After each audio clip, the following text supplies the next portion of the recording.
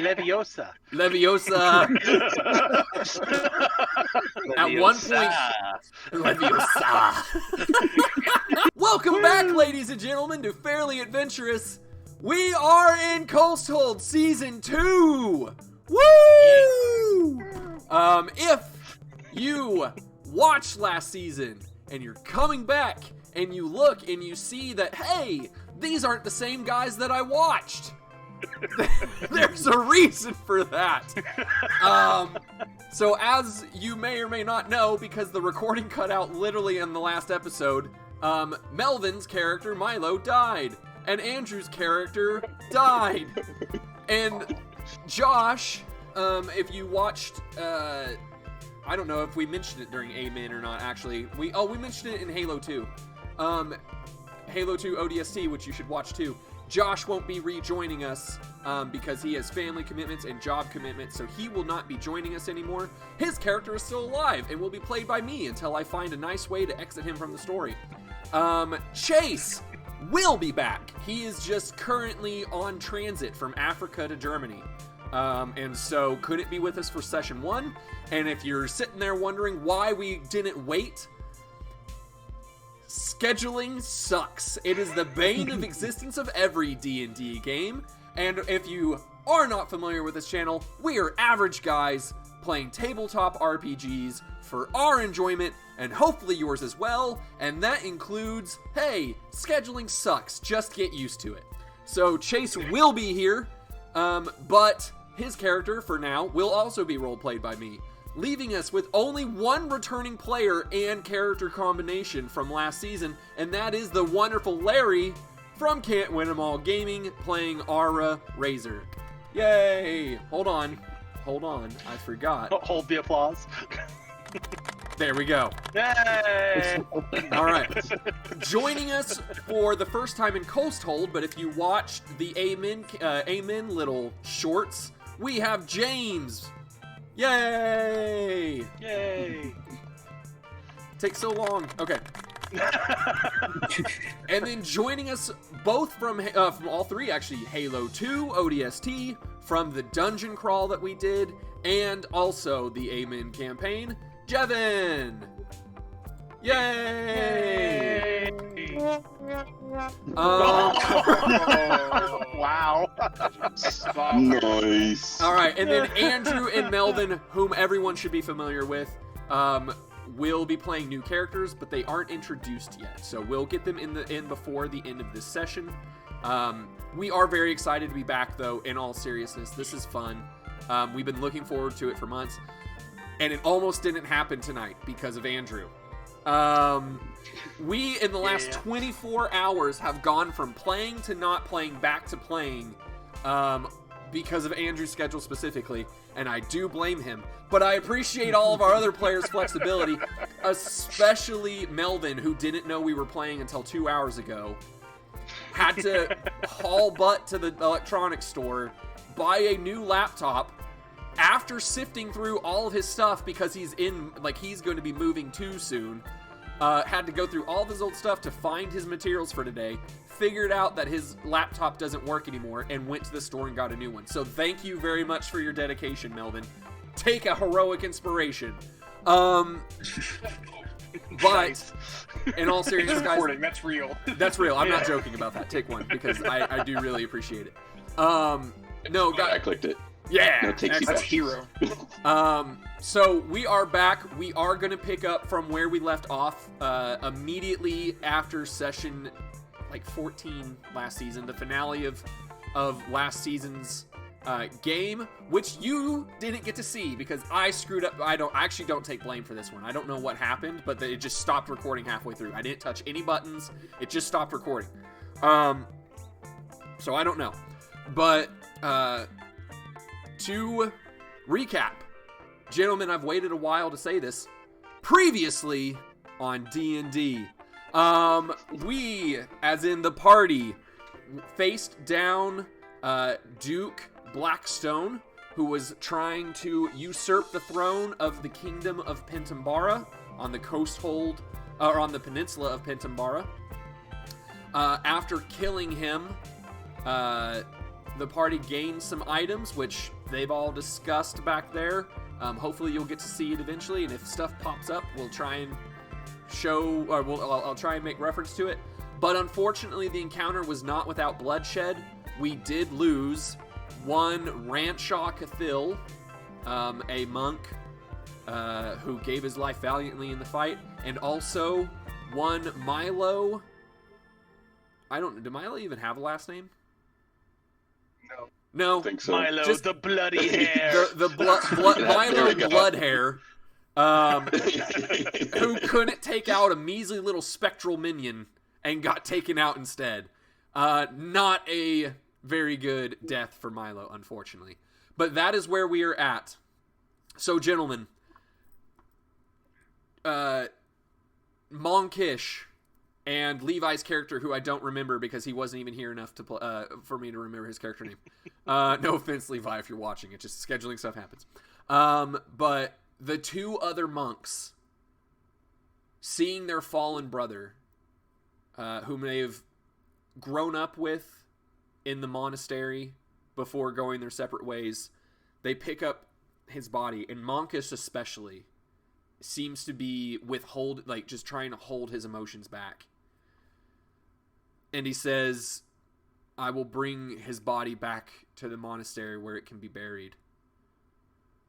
Gentlemen, take whatever you need to continue your fight and give our best to Duke Margrave. I do not know if we'll be back, or if perhaps now is a good time to reconnect with our teachings. But we must go honor our fallen brother Ranshaw, and I hope that you all can understand. And by you all, I mean just Larry, because Larry's the only one with the character here that's actually talking. I don't know why I'm passing it off. Josh's character, again, what was Josh's character's name? Oric, that's right, thank you. Oric says, I'm not doing his accent, I'm just not doing it. Oric says, of course we understand. Arhra, perhaps you and I should take our leave now. Yes, we should. Okay. And then they look over and they think, oh, right, the bunny. And they go over to Milo. or rather, Oric goes over to Milo, and his dwarvish self leans down and tries to scoop up the Haragon. And he says, oh, he's heavier than he looks. And he goes over to Arhra, and he says, all right, we should go find that. Do you mind helping me here? Yes. Yeah, I grab and put him over my shoulder. Okay. Whew. All right, so we went from helping to just you doing it all. I like this plan. Yes. And he says, perhaps we should go find that flying carpet, that Deus Ex Machina. And he just starts walking off towards what he perceives to be the front door of this mansion. Starts looking for the front door of Blackstone's mansion. After a few minutes, the group finds it. Monkish and Levi give one final nod and handshake. And then they carry Ranshaw's body off and leave, while you guys rummage through and find the bush that you guys hid the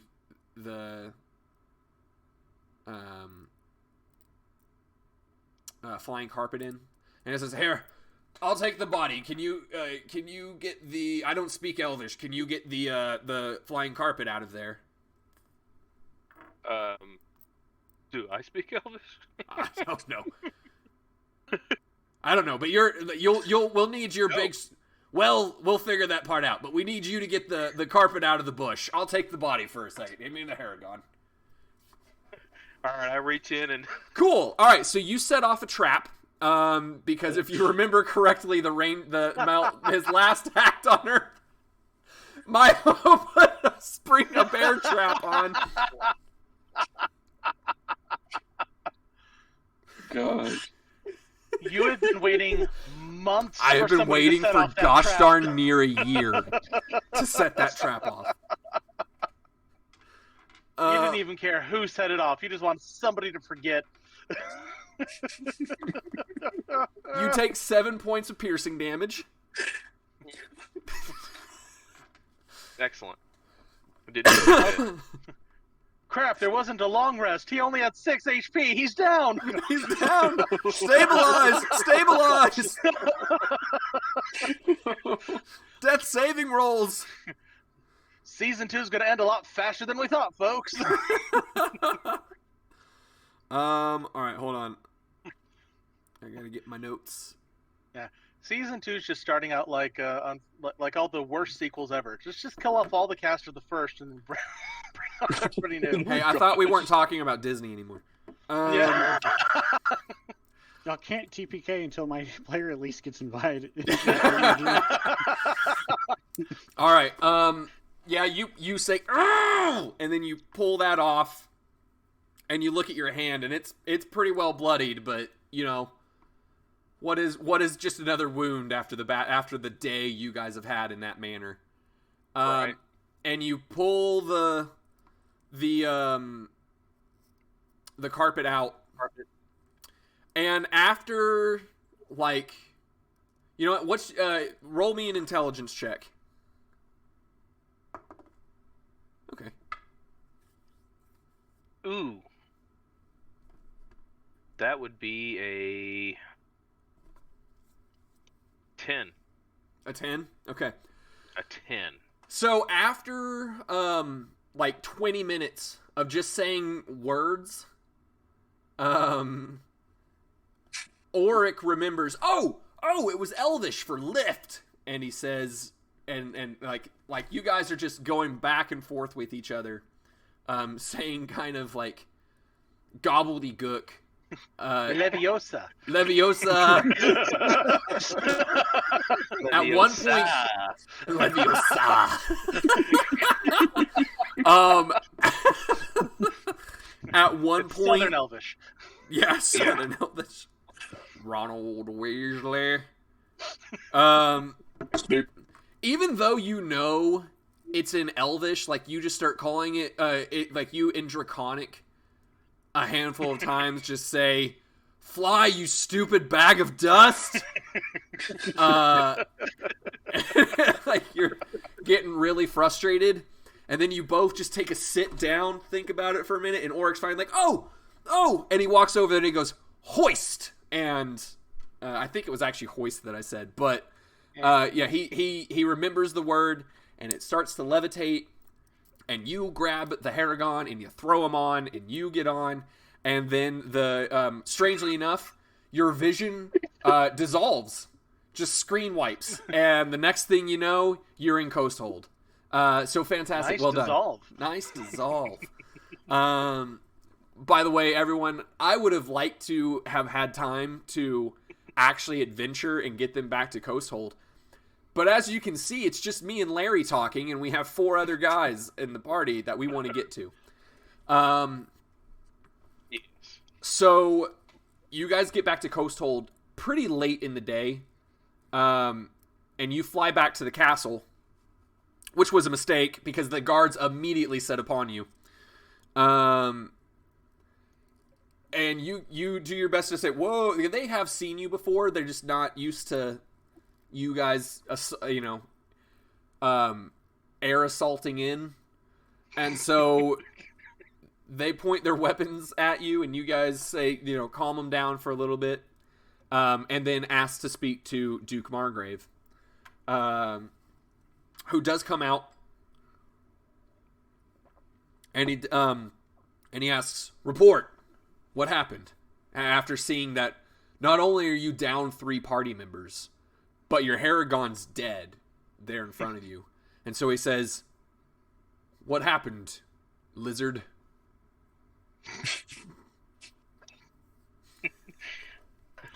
I'm gonna have to say out of character, I do not remember what happened. And I I honestly received don't know, a bit of a concussion, honestly and I don't know if recall.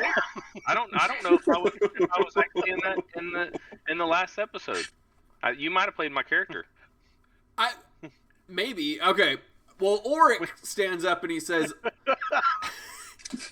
I know you were trying to talk to the lizard, but he's had a rough day. We all have, really. Unfortunately, we lost Monkish, the Eladrin, the mini-colored hair one. That was Ranshaw. Ranshaw, sorry. Who did I say? You said Monkish. Oh, we Chase's lost character. We lost Ranshaw, the mini-haired one, the mini-colored haired one. And our other two monk friends decided that they needed to bring him back to the monastery to lay him down with his fellow monks, and we don't know if they'll be back. Certainly if they will be back, it'll take a very long time. We also lost the Haragon here. No great loss on that one.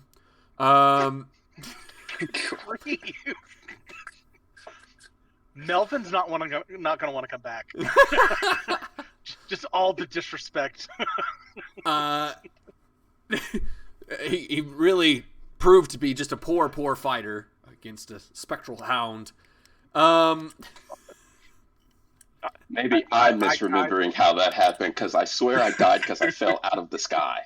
I bop Orc on the head. Part of that is Melvin. You're right. Part of that is true.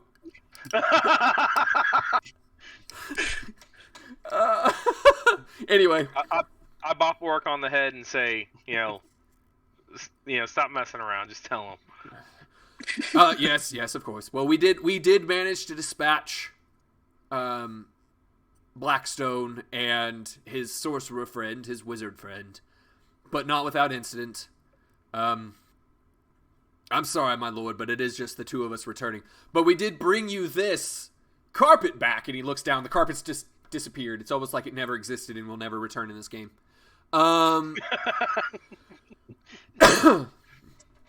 Excellent. Deus Ex Machina returned to the DMs. We have returned this convenient plot device. Yeah. That flies at the speed of plot. So, he says, I see. Well, friends, I am sorry for your loss. It is late in the evening. Perhaps you should return to your inn. And tomorrow morning, or tomorrow afternoon, I will send for you. We'll return. We'll speak then.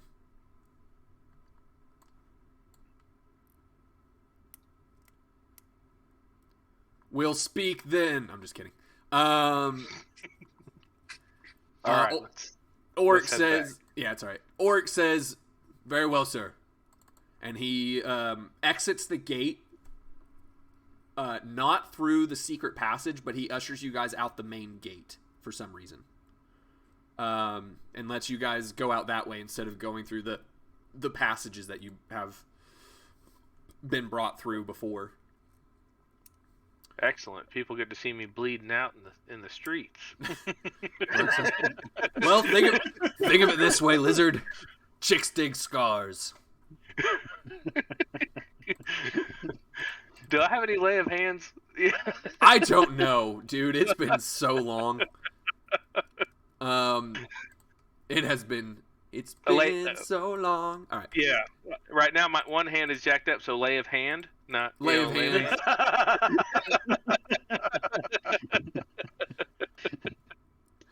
Lay on hand, singular. It only does half. What if that was built into the feature? You have a number of hit points equal to 5 times your paladin level, but only if you have both hands. Anyway, so you guys walk back, and you walk in, and you dress your wound. I mean, you've been dressing your, you had time on the carpet ride over you had time flying through the air on a non magical item that didn't exist, to wrap your arm up and everything. And you guys make it back to the inn, And you head up to your room, but Auric stops. And he says to you, Arhra, I'll see you in the morning. I need to get a drink real quick. What are we gonna do with Milo?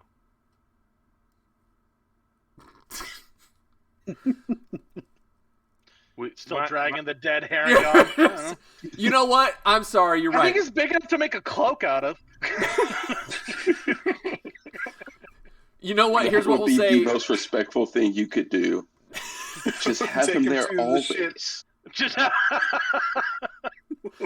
You know what? Here's what we'll say is that Duke Margrave offers to put him to rest.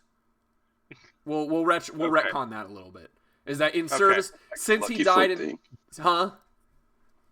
I like the lucky foot idea. Oh God. Next time you talk to the Duke, he has a suspiciously furry hat.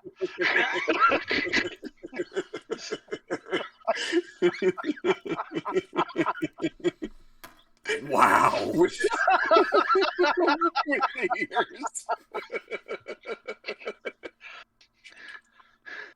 He had them magically enchanted to like move with his mood, you know. So when he's depressed, he's like, "Oh, Oh my God. Wow.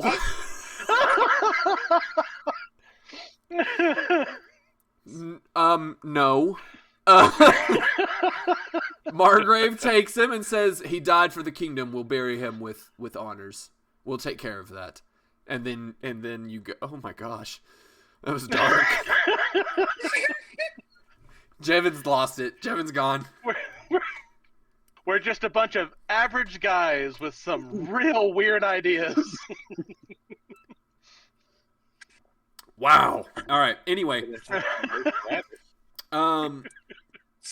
so you I'll recover. Arhra, he says, I'm gonna grab a drink. I'll see you tomorrow. And then, And you never saw the dwarf again. as you're walking up the stairs, you notice him go over and talk to the singer that you've seen her occasionally. The musician that occasionally sings in the inn, but she's not singing tonight. She doesn't have her instrument. And Auric goes off and talks to her. And you go up to your room and you get some sleep. And then you wake up the next morning with a note in common that just said, "Apologies, but I have to go. I don't know if I'll return. I wish you the best of luck in finding your father's killer, Auric." And then you don't see it, and then he's not there the next morning. Didn't even make you breakfast before he left. Dang it. Now I don't know what to do with my life.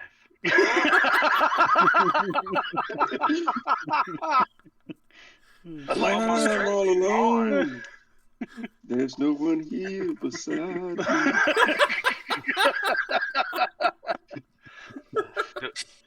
Did we at least kill the guy that killed them? That killed who? That killed the... Yeah, you guys did. He's dead. Okay. All Yeah. right. So I have no vengeance to bring upon. Okay. No. Aw, he's a paladin without a purpose. He's like, oh man. I still have a purpose, but now He's like, it's like the beginning of Major Pain. Surely there's somebody that's got to need some killing. I'm sorry, Arhra. You killed them all. and then, so that was a long rest, right? Yeah, your long rest. Yeah. I'm long rested. All right. You may now lay on hands.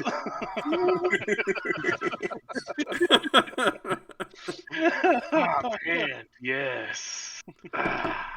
Oh. All right. So you wake up, and you read that note, and you really do take a moment to reflect on just that 24 hours ago, you guys left with a full group of men. Or rabbits. Or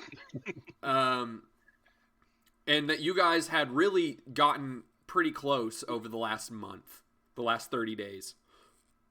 And now it's just you. But there really is nothing to do but carry on.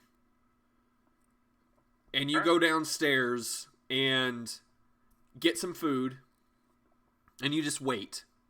Because the Duke did say that he'd send for you in the early afternoon. So you grab some food as a part of your board, your room and board, and you just wait for someone to come and grab you, which of course William Tarse does come to grab you. A familiar face, and he says to you, Dragonborn, are you well? I am well. Good. But it's just me. I was told the dwarf made it back too. What happened to him? He did. He left. Very well. Well, he was not, I suppose, contracted, so... All right, then. That does not bode well for us, but if you don't have any other plans, the Duke would have words with you. Very well. Good. And for a moment, a look of genuine concern does flash across his face, but realizing there's really not any point to continuing the discussion, he just walks off. And again, rather than going to... You actually expect him to go through the passage. But rather than do that, he says, we'll go through the gate today. And he walks you guys up. Well, you guys. He walks with you to the main gate, which opens immediately upon seeing his... Thank you, baby. Upon seeing his presence, the gate opens up. And he leads you to Duke Margrave's office, which you're more or less familiar with now. And upon entering, you see two individuals, along with the Duke, that you are not familiar with yet. Alrighty. And the Duke sees you enter, and he says, "Ah, good. Just the men I was oh my gosh. Hold, my bad. Hold up. Okay. They picked you up. Gotta mark that down for a blur. Sorry. That's all right. Yeah. Don't worry, I'll blur that out. Blur out Larry's wife. That sounds vaguely threatening.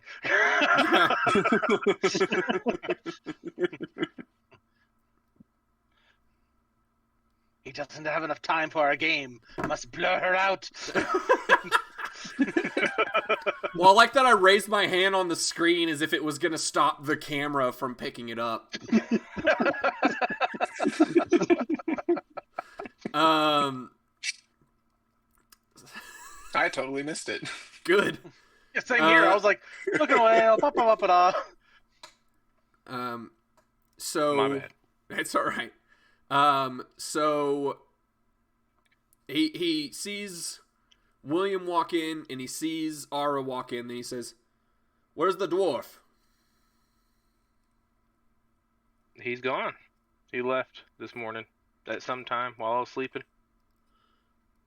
I see. Well, there's not... I suppose we'll just have to carry on then. Arhra Razor, I'd like to introduce you first to... and he gestures to the smaller figure at the corner of your vision. Otto Ulf, formerly of the King's Rangers, who has brought some information to us. And I'd like to introduce you, secondly, to, and he gestures to a earthy-looking figure. Certainly smells somewhat like a hippie. And he says, this gentleman is named Therian, a member who's an associate of someone I trust, whom is here to help us with our little, shall we say, doppelganger problem. And Jevin, if you'd like to describe Otto to the group, now would be a good time. Yeah, so obviously a shorter figure, so he's a gnome. He's half rock gnome, half forest gnome. He's got some tan-colored hair, not quite like yellow, not blonde, more of a goldish kind of tan look. It sits just above his shoulders. He also wears a round-brimmed leather hat on his head. He does have green eyes, kind of like forest green. He's wearing an outfit that is kind of tailored as if it's a military uniform, but it's been kind of customized to look like it's dark foresty camo, and he's got some leather armor that's over the uniform that's also been dyed to be like a dark foresty kind of camo. He's also got a short sword and a quiver full of arrows on his back. Okay. Or a short bow. Short bow. All right, and then Andrew, if you'd like to describe Therian to us. Yeah, absolutely. So, see a relatively tall human. He's about 6'2". Seems to be in his late 30s. He has a long mane of shaggy brown hair that's streaked with some silver. He also has a bit of a large, unkempt beard. His eyes are these like intense steel gray, and there's definitely a genuine like focus to his gaze. He's not super muscular, but he seems to be somewhat like athletically built. What's perhaps oddest about his appearance is he has some rough leather armor that seems to be over some what you can tell used to be nice clothing, but it's definitely gone ratty. Like it's got holes and whatnot. And he just has a simple quarterstaff and a pack that you imagine has possibly everything he owns in the world slung over his back. And Duke Margrave gives you an opportunity to exchange greetings, the three of you, before he says,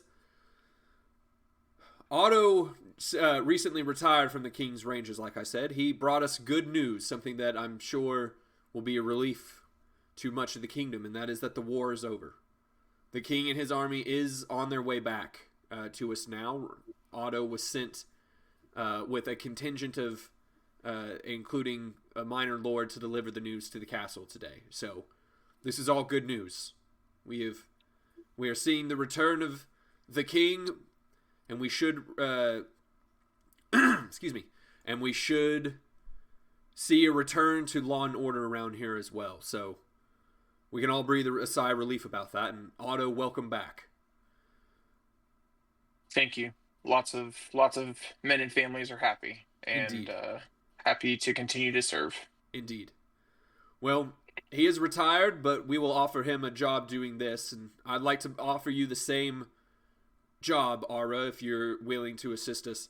Because while the King's War has ended, we still have our concerns about the fact that a nobleman who tried to usurp the throne, and whom we were only alerted to this attempt due to the said nobleman's son, who turned out to be a doppelganger.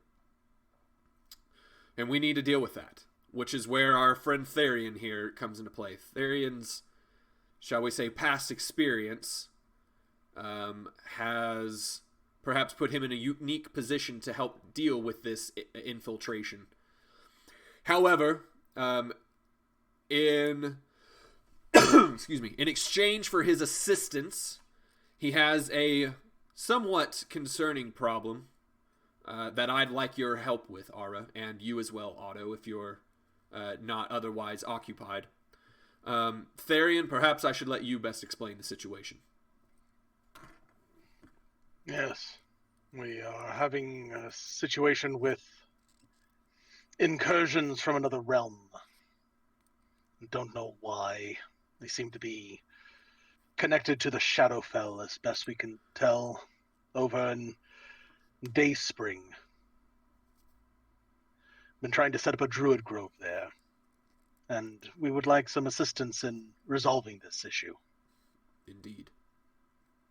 And that is where you gentlemen come into. If I could be so bold as to ask, I'd like you to travel with the good... I'm going to have to adjust these spaces later.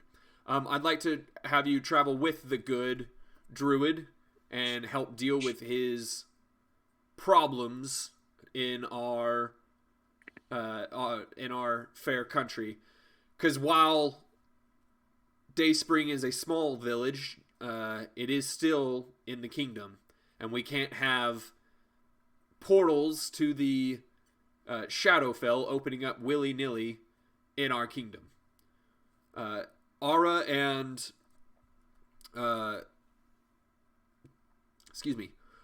Otto, I don't expect you to do it for free. If you would assist the good druid with his endeavor, I'd like to offer you 25 gold pieces each upon returning. And of course, Therian, this being payments for our other agreement. I hope you'll understand if I don't offer you the same. Of course. Good. Well, gentlemen, if you don't have any other questions for me, I'll have Marshal Tars here walk you out. I wish you the best of luck. And hopefully, by the time you return, the king will be back in Coasthold. We'll be back soon enough. I'm in. Let's do this. All right. Tars walks you guys out. He offers you each a hand to shake. And he says, "Good hunting, gentlemen. I wish I could offer more at this time, but as you can see, while the king is returning and this is good news, it's we've still got plenty to do around here. So I wish you the best of luck." Alrighty. Hunting? No. And then he just shuts the gate. Hunting. Is there anything you guys would like to do before you set off? No, I'm good. I'm ready to go. I say Therian would have already collected everything he needed, likely before that meeting that morning. Okay. All right, then you guys procure transportation. Actually, you know what I'm going to say, just for the sake of convenience here, is that Duke Margrave procured you guys a horse and cart as compensation for assisting with this, since you are providing assistance to him.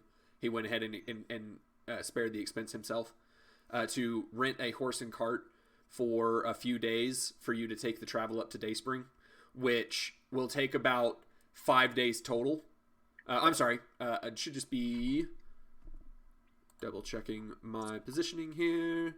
1, 2, 3. Yeah, it should be about a day and a half's travel by horse and cart.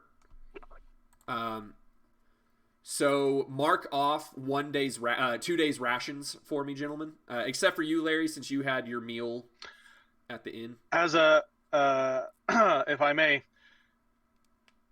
every morning I will be creating 10 good berries. Very good. For those that don't wish to use their personal rations. Stupid good berry. They really made rations just completely useless in this game. If you have a druid in the party, why have rations? Yeah. All right. So you guys gorge yourself on Andrew's berries. 100%.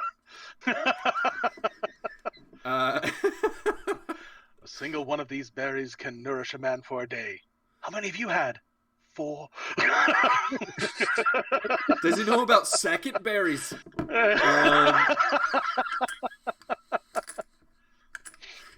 Anyway. So you guys consume it. You find a safe place to camp for the first day. You got because you set off later in the like kind of mid-afternoon. You guys get probably about 40% of the way there. You can make the final day's travel on the next attempt. on the next day. Do you guys? We're doing okay on time. Do you guys have anything you talk about on the way? I will say, for those of you, yeah, I wouldn't say that I was trying to hide it too hard. You'll notice an oddity about Therian is that occasionally he seems to kind of like turn to his shoulder and act as if he's talking to somebody on occasion. Okay. All right. Yeah, whenever he thinks nobody else is I'll paying also say attention. that I'll say my character kind of seems like he's got his like head on a swivel. He's constantly kind of looking around, taking in all of the surroundings, everywhere we're going, trying to just predict what's about to happen. He certainly recognizes that there's like a whisper, but he's not quite sure where it's coming from. He is curious about the other arrangements that were mentioned to Therion, so he may provoke a conversation or two. Oh. Yes, those arrangements. As I mentioned, I'm attempting to set up a druid grove within Dayspring, and I'm being supported in that effort. That's simply what the other arrangements are, simply assistance with that, and that's part of why you are here, is to help with this unfortunate incursion from the Shadowfell. And what are your numbers for this group at this point? Well, other than you two, that's all I have at the moment. Grassroots. Essentially. Dayspring is a very small village, and let's just say on my journey to grow in my druidic abilities, I need to set up a small grove on my own. This isn't a returning to a circle of druids type situation, else we likely would have been able to handle it, but just by myself, I have some impressive combat abilities, but I can't be everywhere all at once. Happy to be helping then. All right. After the next morning, you guys get up and you guys travel. You guys have a hard day's travel, a long day's travel. But as the sun starts to go down and we're starting to reach the twilight, you see the village up ahead. And as you get close, you can see it a couple miles out. And like I said, the twilight is the sun is going down. And as you get closer, you hear what you think are certainly exciting, like loud shrieks. Perhaps in celebration, or perhaps not. All everyone does perk up at the sound of it, though. And as you get another mile closer, it becomes apparent that they are not shrieks of excitement, but of fear.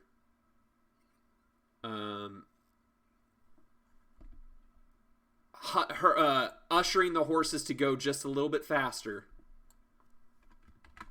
You all approach the village as quickly as you can and decide to dismount.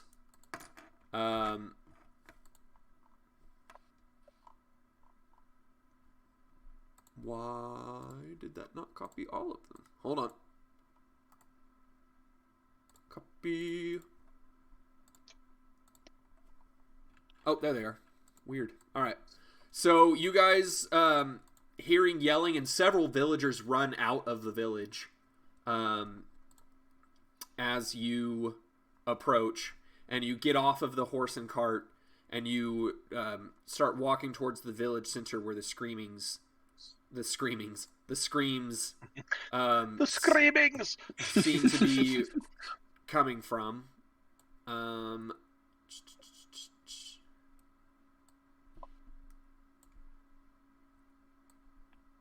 I think that's where I want it. All right. And you guys can adjust your arrangement when you pop up, but this is where you approach. Hopefully everyone sees it and it's not just a blank background. I see it. I see it. I see it. Yay! Yay! We did it, everyone. If you're not knowing what's going on, we had a lot of technical issues before starting recording today, but now everyone sees it, and yay.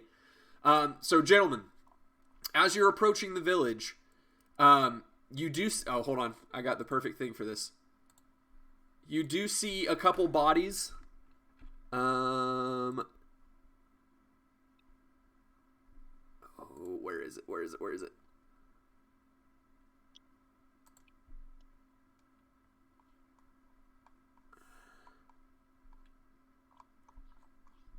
This will probably not be worth it, but I want to find this.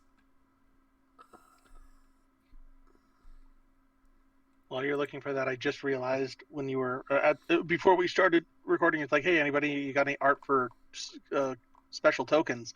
I kind of sort of forgot I do need an extra token for a certain little thing. No. What do you mean, no? No, you don't get it. Sir, I built the character concept. Oh, come on. Where is this thing? So, Roll20 added a bunch of new, stuff, and I came across something that I found really funny, if I can... But now I don't know where it is, and I'm really... It's not even that funny, either. This is definitely not worth it.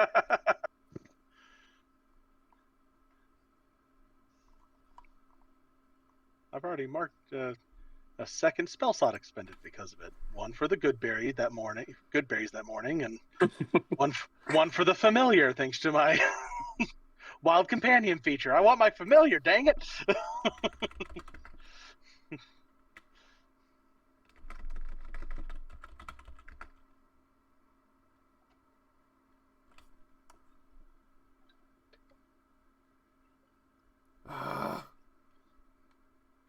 Okay, not worth it. Oh well. So you do see some bodies as you're coming up, and yeah, remind me, what's the animal supposed to be? It's actually a sprite. A little fairy. I don't know if there is a sprite. If not, we'll just pull something. Yeah, we'll pull something. I'll get something more appropriate for you to you for next time. I promise. Okay. I just completely forgot. Yeah. And for now, this will be your sprite. That's actually kind of perfect. I love it. That is pretty great. I'll put it to you can control it. Thank you. Therian. I love it. All right, there you go. There's your sprite. All right. As you guys are running in, there are a couple more villagers running out, and you do see some dead bodies. All the ones on screen right now are not dead bodies. They're actual villagers still in the village, rustling about and whatnot. And as they are, you see some of them looking around anxiously. And then one of them, right in front of you, is taken out as in midair.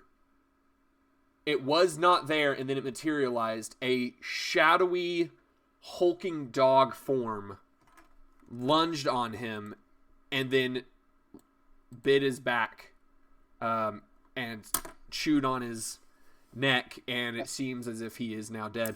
And then it looks over to you all and howls.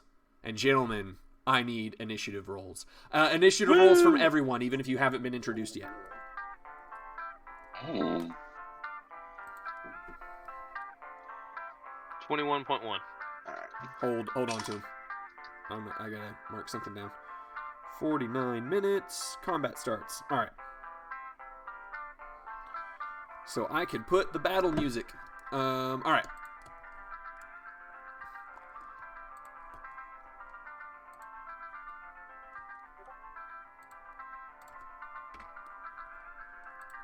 Alrighty, gents. Let me do Andrew first. All right. Technically, Therian rolled a 7.4 and my familiar a 22.4. But as I have the alert feat, I'm going to swap those.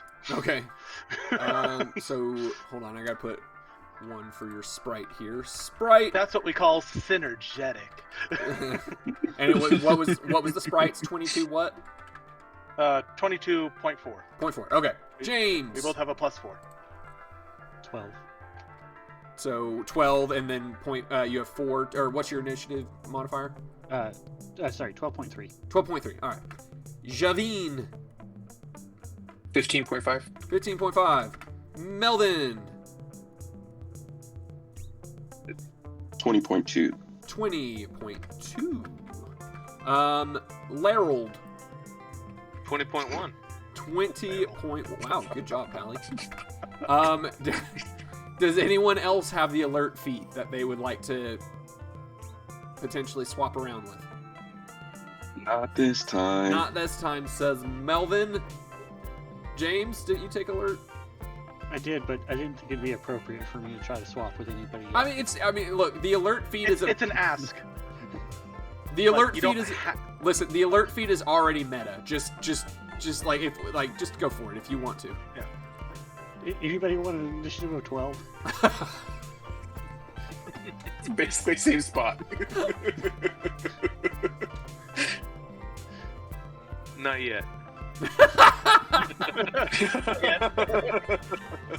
I mean, I prefer my initiative.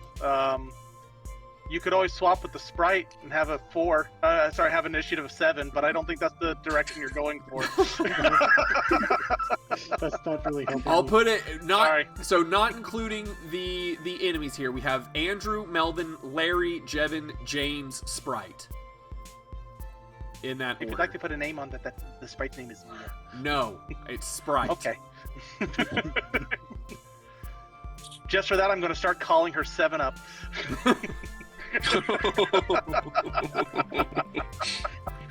You mean Starry? Yeah. Oh. The worst part is that that actually does sound like it could be the name for a little fairy creature. It I'm does. sorry. It could be. Yeah, but then you have to. But then she has to have the outlook of the star in the Mario Brothers movie. We're all going to die. Finally, Existence the is sweet pain and release of meaningless. death. I could make that work, actually. You really could. Andrew's furiously scrubbing notes. Rewrite entire character from entire personality of my familiar. Yeah. All right. Well, if no one's gonna change, then we will carry on. Whoopsies. We will carry on, and the first one up is Andrew with a whopping 24.1. Yay. Okay. Well, I really want to get up there, but thanks to our we're doing the whole Yeah, we are. diagonal, the diagonal thing. Yeah, we are. So, all right. I've already burned 2 spell slots outside of combat today due to things and stuff. Appreciate your I'm bears. going to burn a 3rd first level spell slot to cast Jump on myself.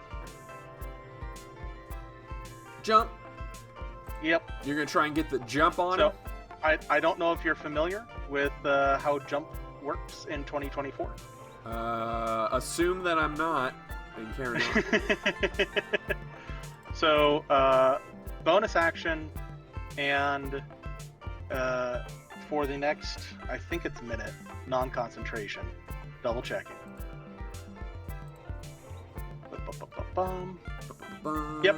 1 minute non-concentration. For the next minute, I can expend 10 feet of movement in order to jump 30 feet. 10 feet of movement to jump 30 feet. Okay. Mm-hmm. And then, since we discussed being able to wild shape as either a bonus action or an action, Yes. it actually came up. First session, it actually came up. I Yeah. will, with my action now, wild shape into another thing that we talked about, my special Yeah, apex your predator. Prey. Yeah, your prey form. Yeah, my predator, not prey. No, prey. You only think that it's predator. Oh my gosh. But don't worry, we're gonna have so- a Native American girl take you out. Yeah, yeah.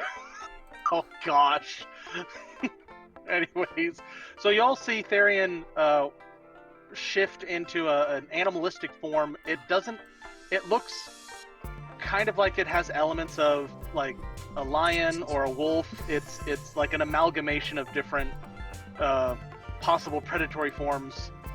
And I'm going to expend 10 of my 50 feet now of movement to jump 30 feet, so that'll get me there. I think that was it. Yep. So I got 40 feet remaining, so I should be able to... Oh yeah.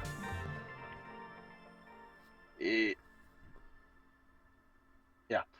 So I'm gonna run up and boop, go here. Why is my little... There we go. Wasn't going away. All right. So I'm basically running up here, and just kind of getting all up in its face. Okay. And that's my turn. That's action, bonus action, and movement. Okay. Very good. We have Melvin, you're not doing anything yet. And then Larry. All right. And then one of the Mastiffs. Let's see.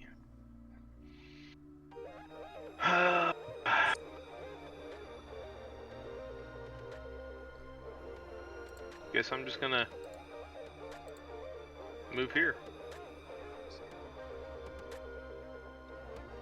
You're not dashing. Oh, I forgot about dash. You can dash. In fact, I encourage you to. There's a reason why he put us just far enough away that we couldn't just run up there and start swinging. Yeah, that works. I'll dash, which Okay. is double, right? Yeah, double. Cool. I got 5 feet to spare. Okay. And now we flank. All right. We do have. You guys look, or as you're running up, Larry, you notice that, and also you notice this too, Andrew, that it appears that the thresholds of these buildings, are portals. That despite what you know of Shadowfell openings, and breaches between our realm and the Shadowfell, these are just opening up, and they seem to have perfectly formed to the thresholds of these buildings. And as Larry, you're running up, another Mastiff runs out of one of the portals, takes a look around, and attacks the nearest thing it can see, killing this villager here. Oh my gosh. Alright, somebody's been having fun with XCOM. This is a terror mission, everybody. Why would you consider terror missions fun? They're honestly, they're not that bad, except for they really set you up to fail with some of those. Oh yeah, some of those civilians. There's no hope for them. Nope. They have the survival instincts of a dodo. Yeah. I literally watched one run outside of a building where it was not in the line of view and literally parked itself right next to a Muton, and I'm like, you know what? You deserve this. Yep. Anyway. All right. So it runs out here, attacks this, looks at you guys, and then disappears. Ooh, that's not good.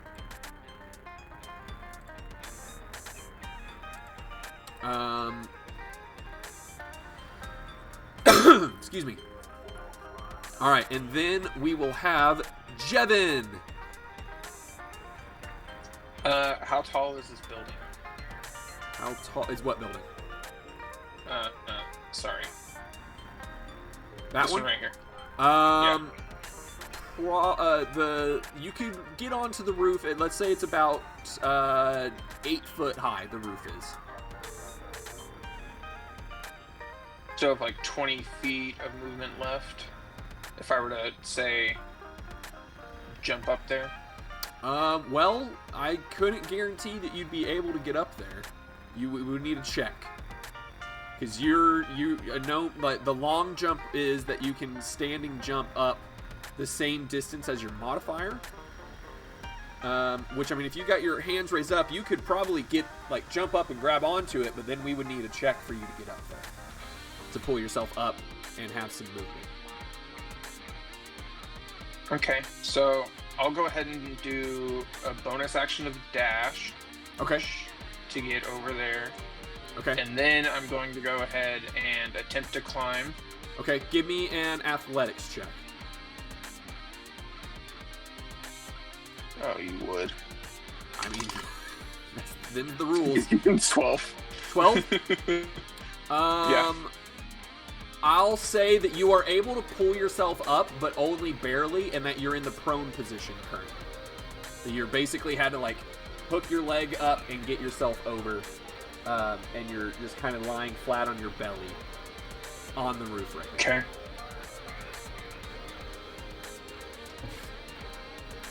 Oh, I can't even see myself.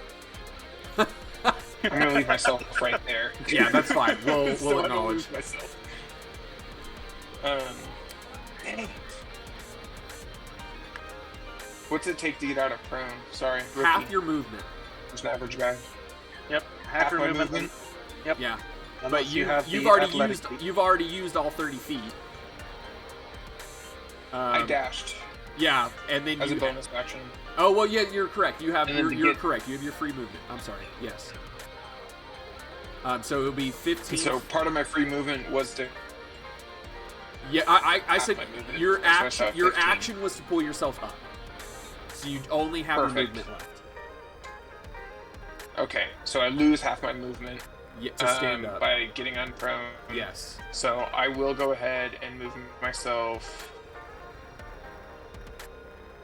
15 feet. up to here on Okay. the roof. All right, very good. And my turn. Okay, very good, sir. All right. Person. And then another massive comes out of this building, which you guys don't see a portal. This mastiff is apparently already in the building. Comes out of it and attacks this figure, killing it. And then also just disappears in front of you. It snarls at you, and as it's snarling and you can see its teeth, oops, I put it on the map layer. Sorry. As it's snarling at you and you can see its teeth, its form slowly fades. Don't like that. No. By the way, I should clarify, due to the twilight, everything is dim light, so your perception checks are going to be a little bit altered in case you guys are... Time to be that annoying player. I have dark vision. Yeah, okay, that's fair. 60 feet. All right, so anyone who Same doesn't, here. everyone who doesn't have dark vision will have that problem.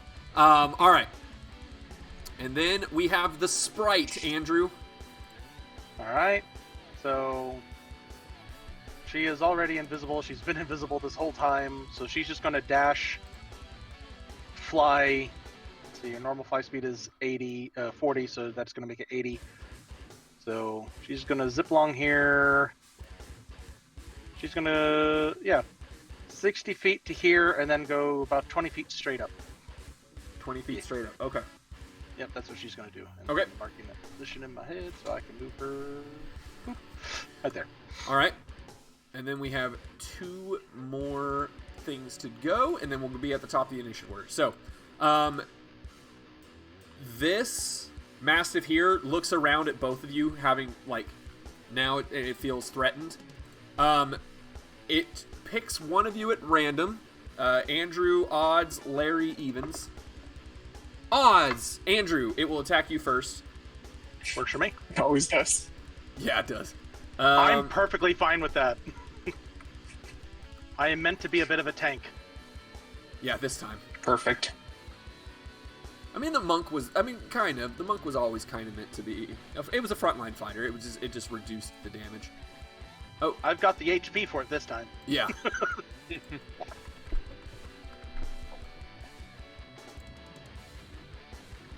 Alright, sorry. This is a creature that doesn't show up in the 2024 PHB, so I have to find its stats online real quick. Or in the monster manual. Unless it just auto crits! It does not. It probably won't hit. Holy crap, does it take so long to pull up a stat block? Why does it take that long? Alright. Andrew, it lunges at you. For a 10 to hit. No. Okay. And then, as it fails, it goes ahead and fades. Oh, that's some bullcrap. So they added Dark Vision to Dragonborns in 2024. Nice. I mean, that would make sense. To I was like, I can see in the dark now. Yeah. This is so Yeah, cool. I can see in the dark, now I can. You woke up that that morning like, oh. All right, Andrew and Larry, give me a perception check real quick. Alrighty.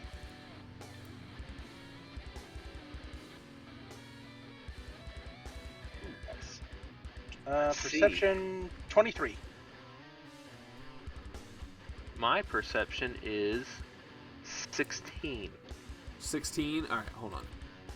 Passive stealth for these guys is a 16.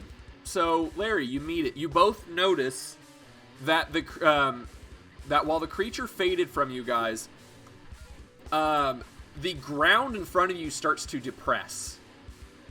And you get the instinct that it's moving away from you guys.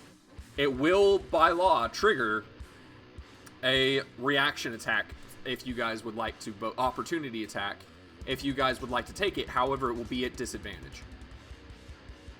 Okay. I would absolutely like to. Okay. Yes. All right, both of you roll at disadvantage. Pack tactics, so that'll be a straight roll for me.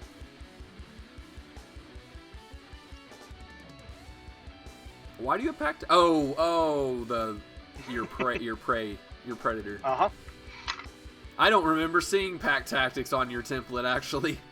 That catches me off guard. I rolled a 9. That'll be a total of 16 for me. Okay. Your 9 misses, Larry, but Andrew, yours hits. So go ahead and roll me your damage. Woo! 11. I rolled an 8 plus 3. Okay. Woo, max. That makes me happy. All right. These good rolls. Good start. Well, you swipe at it, and definitely make contact, bringing it out of its invisibility. Nice. Yay. Layer. Stop at token layer. All right. Bringing it out of its invisibility, and it catches it off guard, and you definitely heard it, as it's not a yelp from a dog that you're used to, but a guttural, like, high, it's weirdly high-pitched and guttural at the same time. Okay. Almost like a seal bark or something like that. As Gotcha. it continues to move past you, and it moves around the corner. Gotcha. I think that's enough distance. I think that was the distance. Yep, just enough. Okay. In response to its exclamation, I'm going to give my own little growl, which sounds like a mixture between a wolf and that kind of subharmonic basso of a tiger. Okay. I thought about this for a while. And now you do it. Yeah.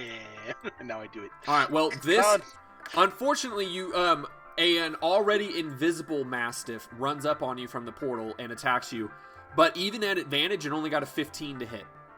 Does not hit. That does not hit. All right. So it runs at you, and you're growling, and just out of the corner of your eye, you see a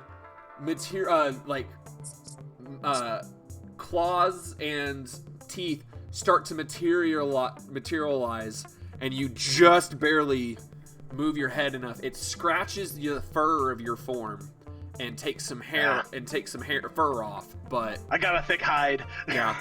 And then it growls at you. A but it sounds like multiple dogs growling at once. That's a little And disconcerting. wisps of shadow start like almost like white, black wisps of black smoke radiate off of it. All right, top of the initiative, Andrew, you're up.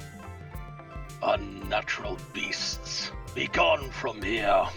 Which I do growl out. Y'all can understand me, because in 2024, moon druids can speak when they're transformed. Oh, that's cool. Yeah. Sorry, Milo. No. That was Torin. I have no real reason to move from here. I have a target right in front of me. So I'll just go ahead, do my normal flurry. Now that it's not as a reaction, which is only one attack, flurry is the multi-attack version of this. You should have, thank you for signing off on the template. I gave you all the information, sir. I don't remember seeing that part of it. That one might need to get changed. Wait, hold on. Why are you getting advantage on this one? Oh, you're right. I don't have pack tactics. Yeah, you don't have pack tactics on this one. You're and right. also Sorry. that's I'm so used to pack tactics. Also, that's definitely getting changed. I don't remember seeing pack tactics on there. That's too much. I will have you know that is drawn directly from a lion, which is a CR1 creature. It gets 2 attacks, 1d8 plus 3 pack tactics. Great. That's getting changed. Just so you know, I don't remember seeing that on there. Okay. Like maybe we can talk about that, but like if you think that an existing CR1 creature is too strong. Yeah. I do when it's in your form and it's getting to use your yes, I do with your proficiencies and whatnot. Again, we'll talk. I don't think it's as strong as you think it is. There's a reason I use pack tactics. Ooh, 18 plus 5 is going to be a 23 to hit. Okay, that will hit. And second swipe, natural 20. I'm rolling hot. Now we're just doing regular crits, right? Like no exploding dice or. Yeah, I don't have anything. adjusted crit rules. Cool. So this will end up being 3d8 plus 6 total damage. Yay. That's an 8, a 7, 15, a 2, 17 plus 6, 23 total damage. 23 total. Okay. As I just rip into this thing. 23, you said? Yep. Okay. You do rip into this thing, and it is considered bloody. Oh, good to know. And What weapon did you hit it with? Basically tearing at it with my claws. Oh, okay. So, Trying to picture this battle in my head. yeah, fair enough. I have no good reason to move. Bonus action. I don't have a bit of bonus action that I want to use. So, that's it. That's my turn. Okay. Person that is not here yet. Larry! Wait, hold on. No, this is, yeah, this, can't remember who I had hesitate in their backstory. Yeah, okay. Actually, this person is here. You guys are in the middle of this fight, and Larry and Andrew, out of one of the portals that the dogs have come through, you notice a greenish looking orc, what you believe to be of orc ancestry, though more lithe than you've seen before. A figure steps, I'm sorry, that was the wrong building that it stepped out of. Figure steps out of the building. And Melvin, would you like to describe your character in greater detail? Sure. Let me make sure I'm getting picked up. All right. You see, probably standing about 6'3" ish. This slender, athletic build, orcish / elven. He's got the slender figure, features of an elf, but the green and the tusks of an orc. Very rare breed indeed. You see the hair is short and black, and where you see where the someone of old age with the grays coming through. It's actually, instead of a gray color, he's got like a salt and pepper of purple within the hair. And the eyes, as the twilight kind of, the lights, the little lights that we have here, you do see there's like a haze of purple going across the eyes as well. You see he's wearing this dark leather armor with this heavy cloak with a wolf pelt kind of thing going on. Looks to be as if he just stepped out of something cold. You see wrapped around the forearm is this red thread that hangs down to his arm, his fingertips, and he steps through. And immediately as he steps through, you see there over the wolf pelt of the cloak, ice starts to form across it. As we will start off by enacting the blood tide armor. Okay. What? This is cool. Sorry, cold. This is cold.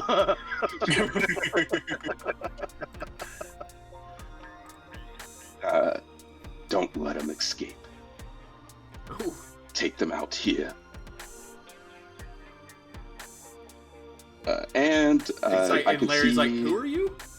Yeah. I'm peeking around the corner like, Who's the pretty looking orc? do I need to? Is this an enemy or what is going on here? You know what? I'm gonna go after what's attacking for sure. Good idea. All right. Well, Obviously. it is your turn. So My turn? no. Melvin's turn, Uh, and then it will be I your won't- turn, Larry. I will just step forwards by 10 in there. Okay. And then, so I bonus action, turn on the armor, and Eldritch Blast for the action on blue. Okay. Eldritch Blast. So anyways, I started blasting. It's my favorite cantrip in the game. Dirty 20. Dirty 20. That will hit. Nice.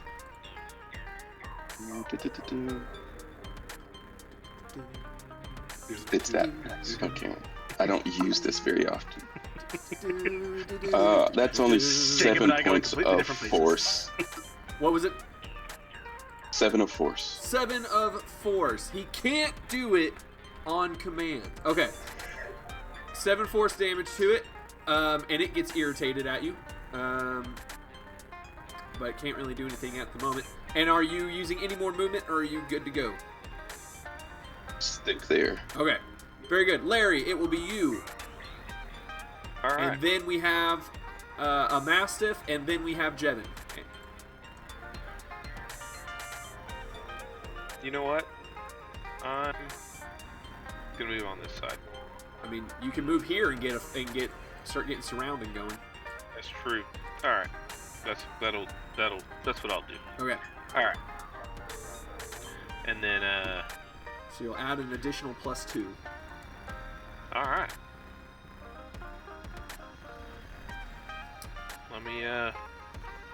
Let me attack with my longsword.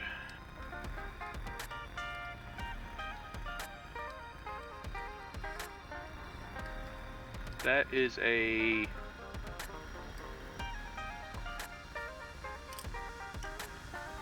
14. 14. Okay. That will hit.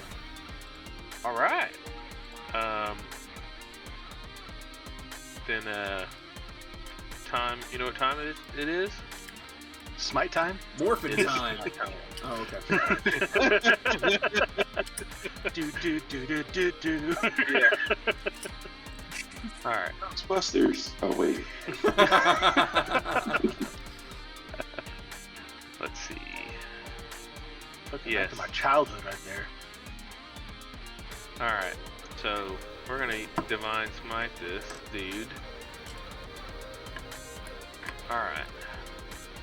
So I'm got my character sheet up on Beyond. D&D Beyond. So I'm trying to... And you have updated to the 2024 palette. Oh. Yes. Hey, Andrew, your stuff isn't considered magical, right? For the purpose of overcoming resistances? No, it is not. Okay. Not that that matters or anything. Fair enough. But yeah, no. Once I hit level 6, Moon Druids can have their attacks while wild-shaped count as radiant instead of whatever the normal would be. Okay. Which could be useful for overcoming that kind of stuff, but yeah, not until level 6. You did 23 damage to me, so... 28 plus 5. And then, what was my...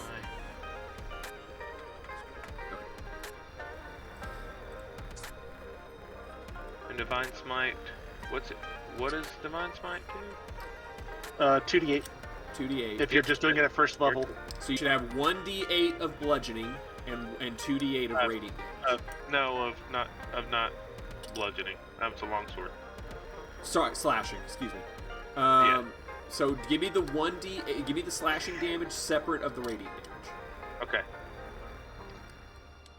Oh, this is why it's so much fun dealing with old monsters, because there isn't anything in the new monster manual that has the whole resistance to non-magical 9. blah blah blah. 9. They got rid of it. Yeah, 9 damage of slashing. All right, now give me the radiant.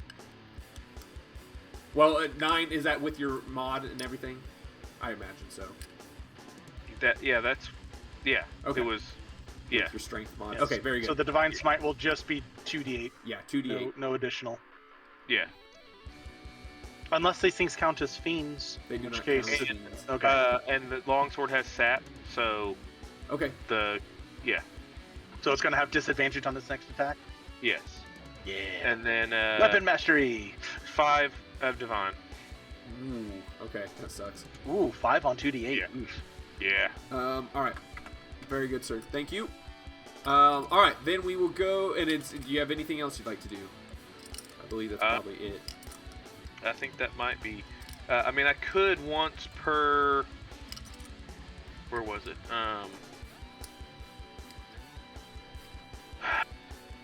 Once per turn, when you hit a target with a weapon, you can roll the weapon's damage dice twice and use either roll against the target.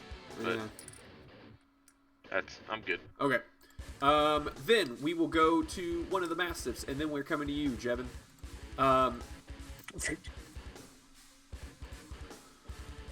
Yep, that'll work. So, Urim, a Mastiff runs up on you without you noticing and attacks you at advantage. That is, I need to double check that actually. A 17 to hit.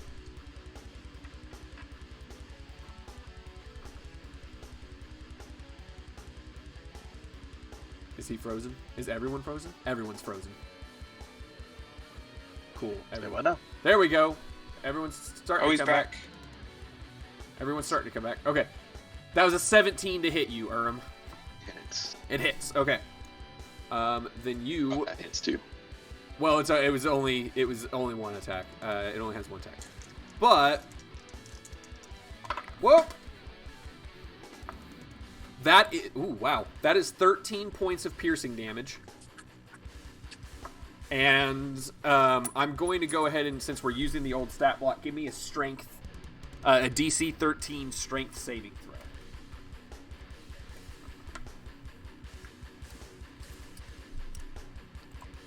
throw. Instead of just automatically proning you like the new stat block would do. Meets it, beats it, right? 13? Yep, meets it beats, so you stay up. Alright, very good. Right. It's going to take 10 points of cold damage. 10 points of cold damage, thank you. Armor of Agony. Nice. I love that spell. Alright. 10 points of cold. There you go. Alright.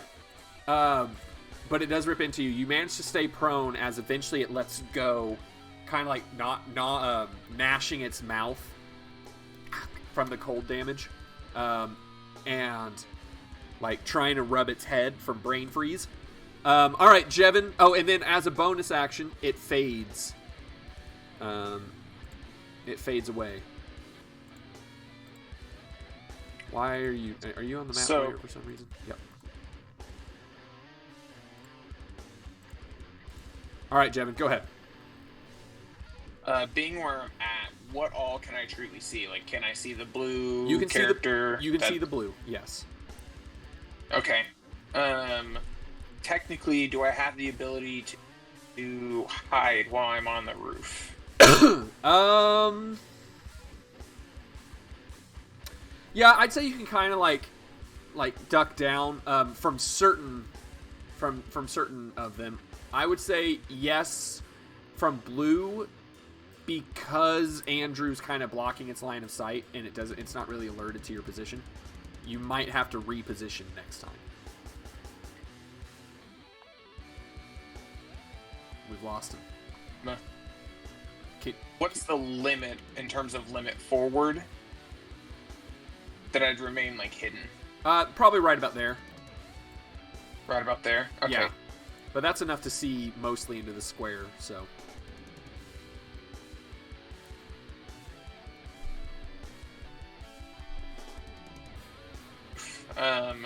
And I'm gonna go ahead and take the short bow and aim at blue. Okay.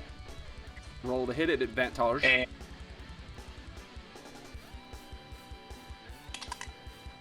oh, that's a 19. Oh, good. Okay. Was that at advantage? On the die. Have you rolled your second one? I will.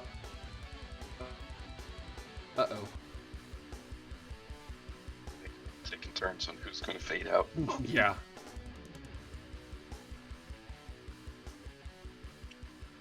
So 19 to hit. Sorry, Jeff. There was a lot that just happened there. So 19 hit. Did you roll the second one? I did. It was also 19. Oh, both of them were 19. Oh, well, fantastic. All right, that does hit. Yeah. Go ahead and roll your damage. Perfect. I also have Savage Attacker as being a part of my soldier background. So I get to roll 2d6. Oh, there's a 6 plus 5. That's a total of 11. And it's going to have Vex. It's gonna what? Vex applied to it now. You're gonna have to repeat that. You're coming in and out pretty badly. I think he's saying Vex, the weapon mastery, so his next attack will have advantage on it. Oh, okay. Very good. All right. All right, that was Jevin, person that's not here yet, and then next. So, the sprite will be just like. The sprite will be next, Andrew. But before it is, I think that was plenty of distance. Yeah.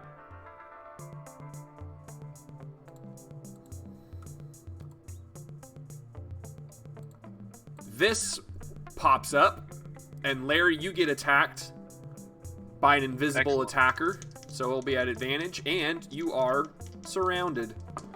So that will be a 24 to hit. Yeah, it hits. Okay. You will take is it +3? Yeah. You will take 8 points of piercing damage, and I need you to make a DC 13 strength saving throw.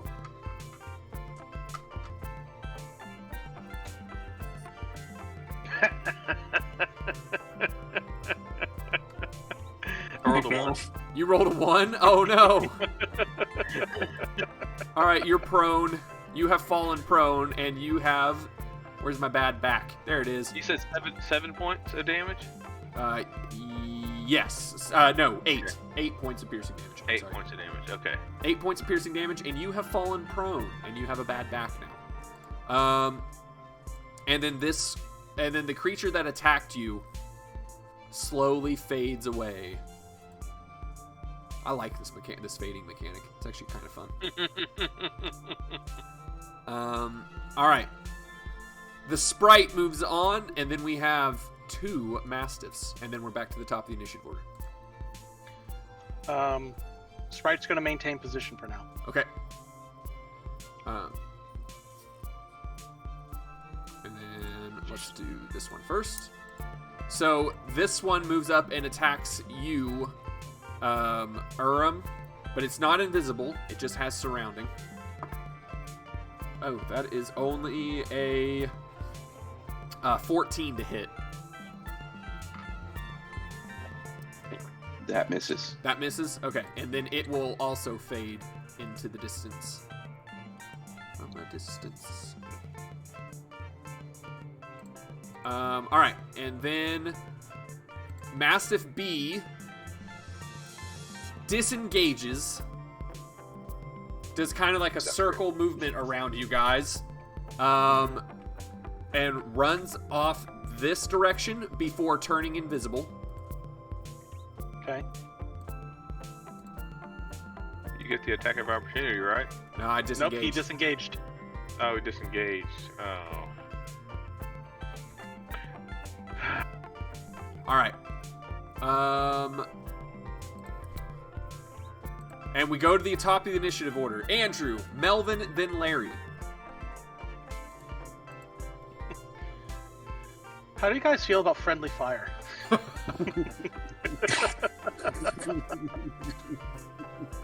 I'm not a prone position, so good luck on hitting me. I won't. I don't know you, so I doubt it'd be friendly yet. I mean, that's fair. I'm just thinking we got a lot of enemies that we can't see properly. AoE may be the only way. What's the area on the fireball? 20-foot radius. All right. There's a spot. This guy's up 20 feet, so that'd be more than 20, right?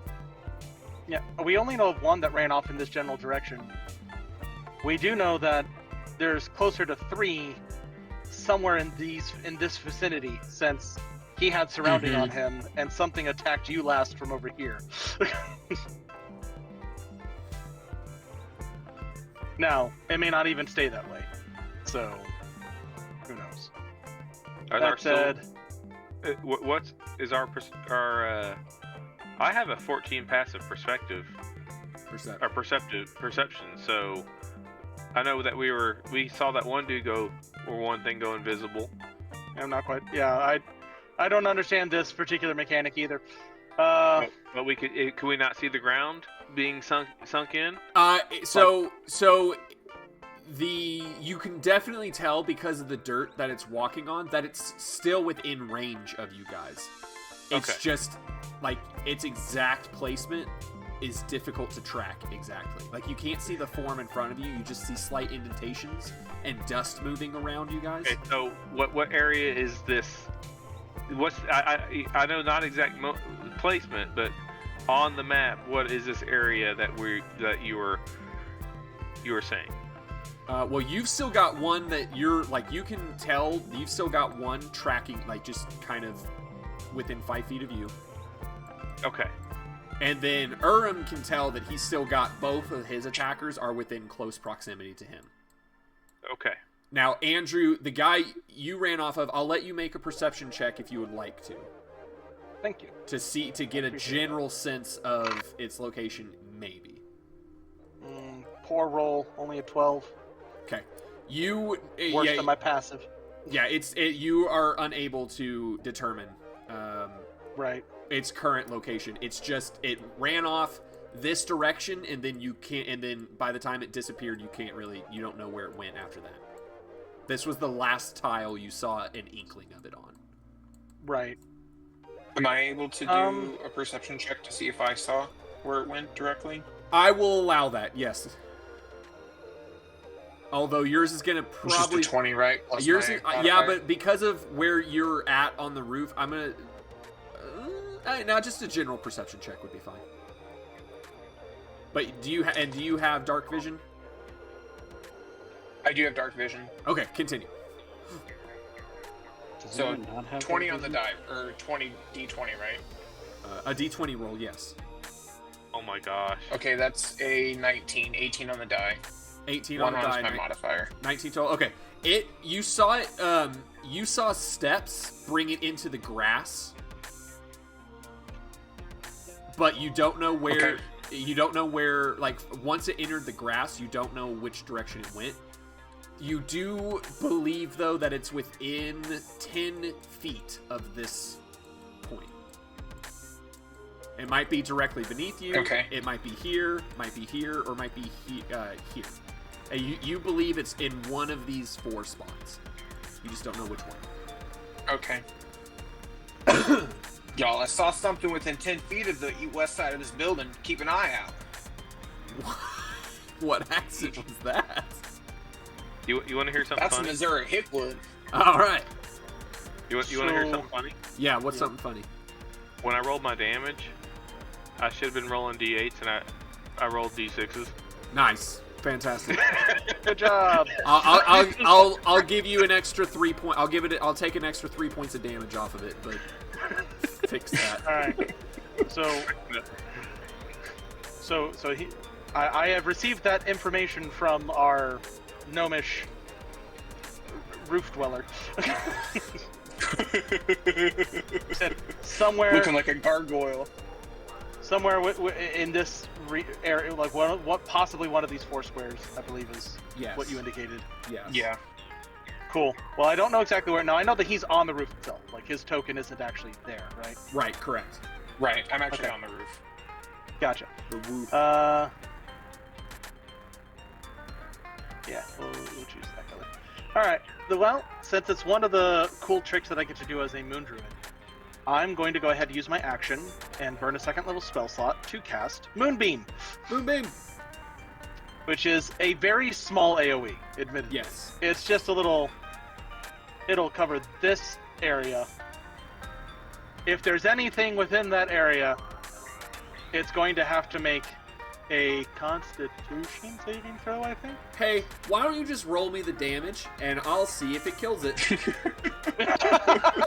Okay, fair enough. Forgot to grab my D10. Because its health be real low. It'd be real low. Let's see here. Doo-doo. Doo-doo. What is it? Yep, 2d10 radiant damage. Okay. Oh, it can't pause. I mean, it can pause. That's a 14. Yeah, it's dead. That's 14. Yay! Yay! All right. So you hear that same kind of guttural art as the I put it on the map layer again.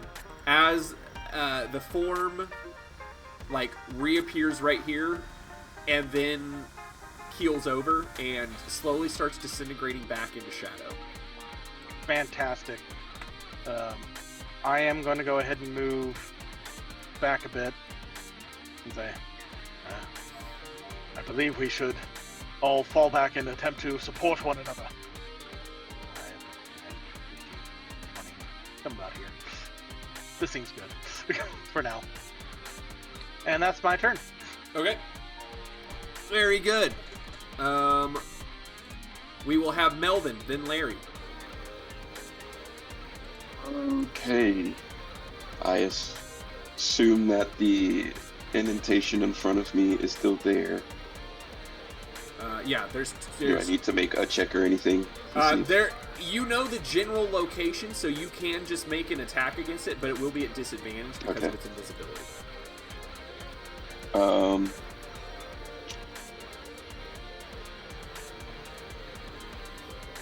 Can't do that 'cause I have to see it.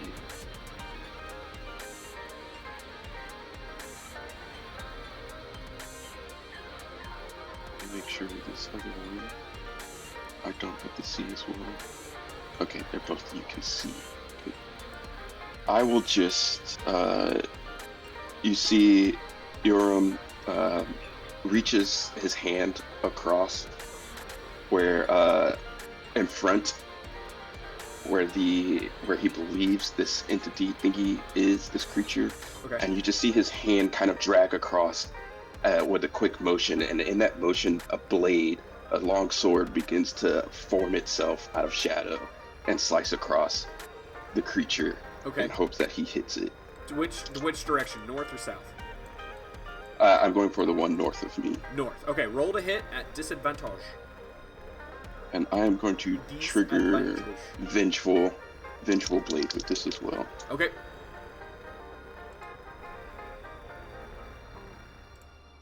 Let me see. 15 to hit. That will hit. Very good. Yes. So that is... I'm going to do this.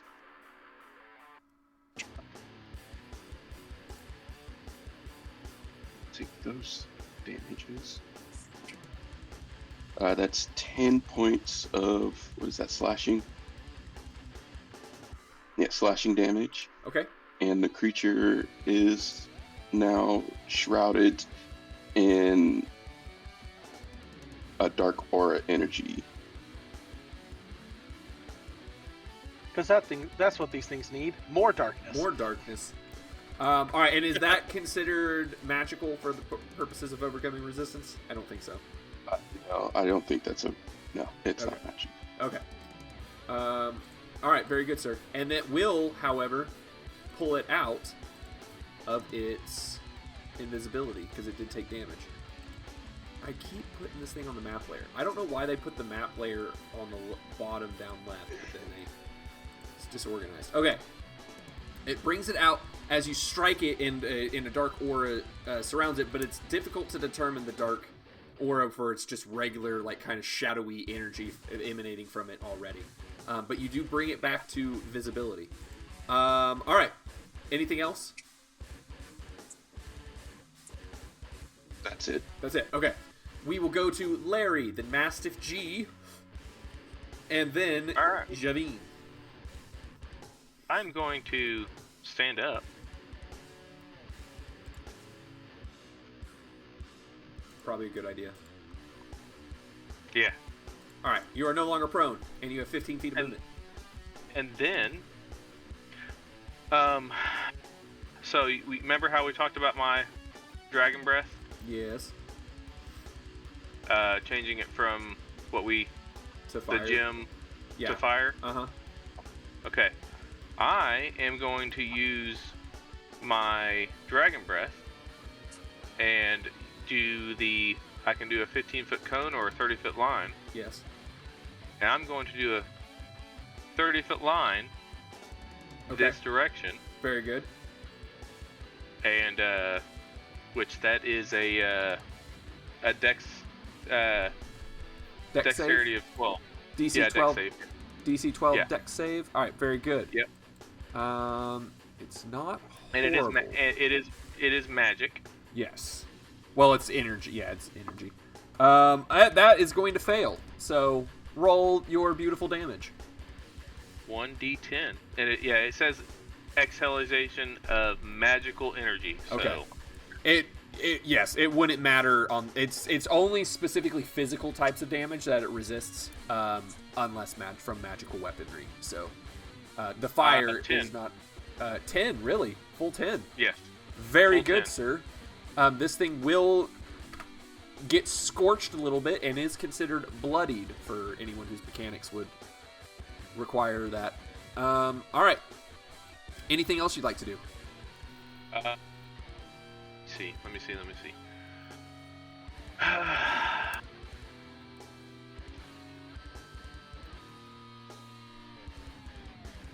I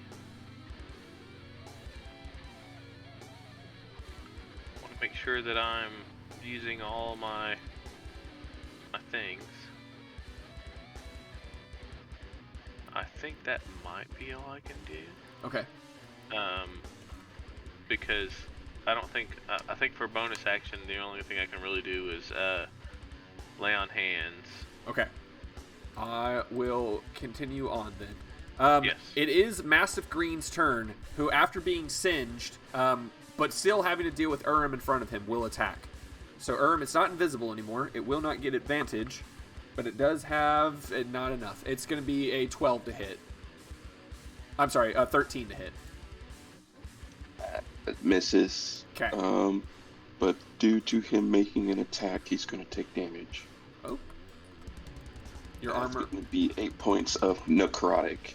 No, that's what the shadow is that's on him. Oh, interesting. If the target makes any attacks or casts a spell, it takes 1d8 points of necrotic damage. Interesting. Okay, cool. Well, it takes it, and you hear its kind of guttural yelp, and then it turns invisible on you as a bonus action. And it seems as if it's walking around you. You're not sure exactly. You're kind of keeping track of it, but you've also got the other one that you're keeping track of. So it seems like it might have moved, but stayed close enough to you. All right, Jevin, you're up. Do I have any idea where it walked around him?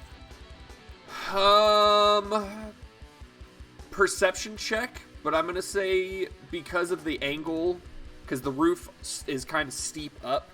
So I'm going to say because of the angle, take disadvantage on the perception check. Since you don't have a super clear vision on this one. That's a 6 on the dice, so 7 total. No, sir. You don't really have an idea. Okay.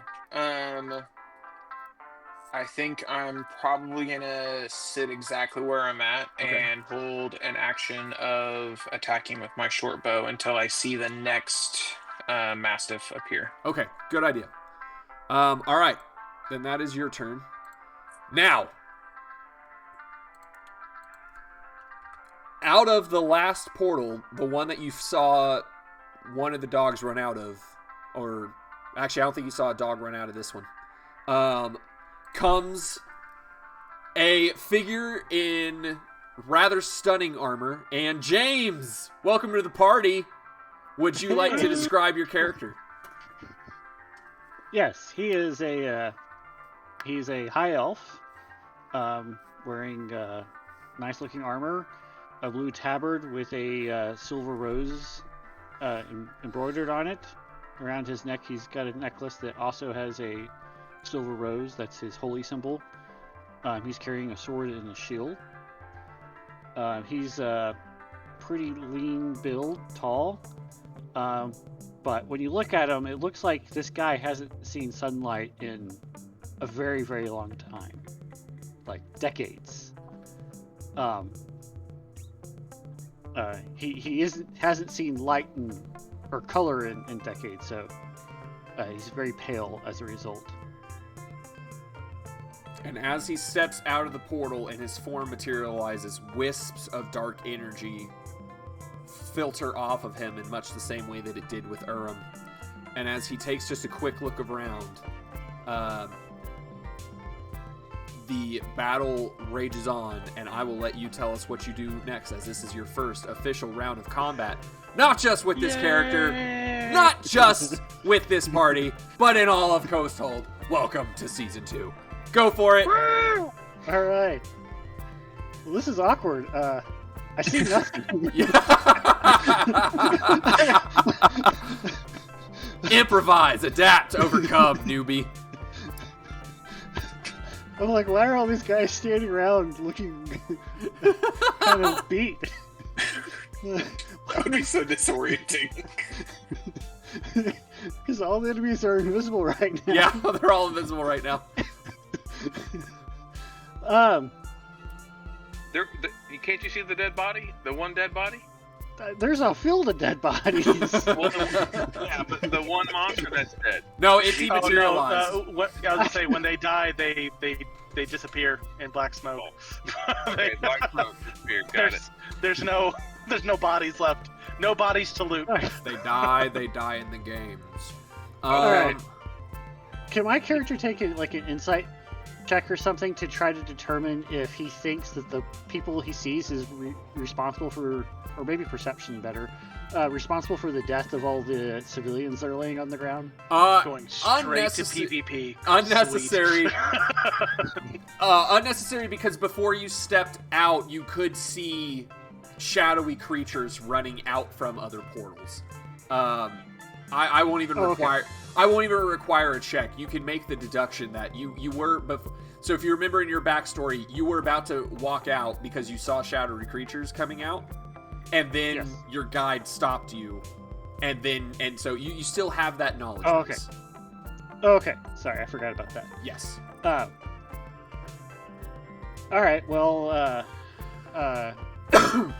so I'm not familiar with detect magic. Will detect magic make it easier for me to sense the location of the dogs? No, it will not. It's not from a well. If they were casting the invisibility spell. Right. If they were casting the invisibility spell, but no, they're not. It's not a spell. They're not magical creatures. Not technically. That's not quite how detect magic works. Yeah. And not technically. There's a spell that's actually utilized for that. So. Okay. Never mind. Yeah. Can I roll perception to see if I can detect any of the creatures? You absolutely can. You can absolutely attempt a perception check, and from this angle and everything, I won't require any disadvantage or anything.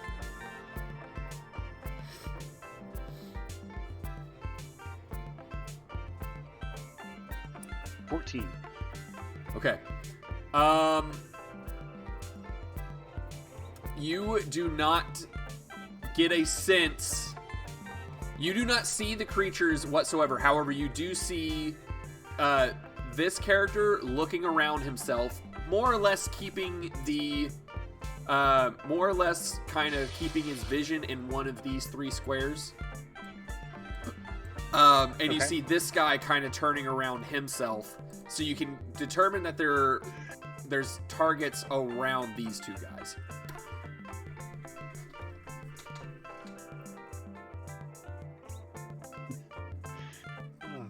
It's terrible. I really have nothing to help me with this, so I guess I'll just be conservative. Hold action. Do what? Hold action. Yeah, I might do that. I'm thinking I'm going to as a bonus action cast. Well, I don't have a lot of spell slots. Maybe I don't want to do that.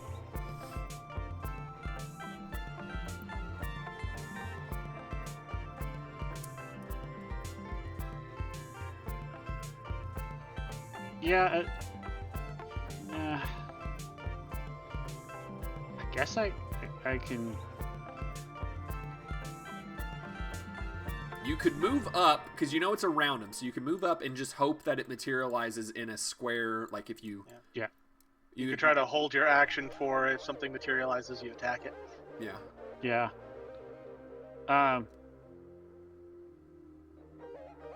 Yeah, I guess, I don't know, I hate to do that, but I could hold action or ready Sacred Flame. Could do that. If I There we see go. one appears. Yeah, absolutely. You could do that. Yeah. I'll do that, but can I also, I think I also want to cast Divine Favor. Okay. Divine Favor. What does Divine Favor do? Remind me. Whenever I make an attack with my weapon, I deal an additional 1d4 radiant damage. Okay. It lasts for 1 minute and no concentration. 1 minute, no concentration, 1d4. Okay, very good. So it's blessed, but for And damage. it's a bonus action. So And it's a so bonus you can action. bonus action that and ready. Yeah.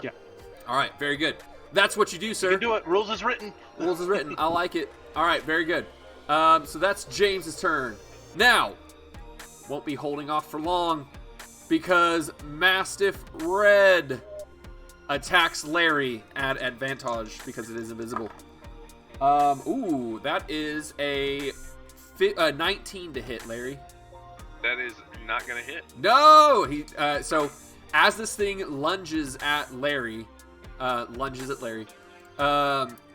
it materializes just far enough away from you, Larry, that you're able to interpose your shield between it and yourself and dunk it back down, blocking the attack. And it growls at you, triggering a Sacred Flame and a bow and arrow shot, if so desired.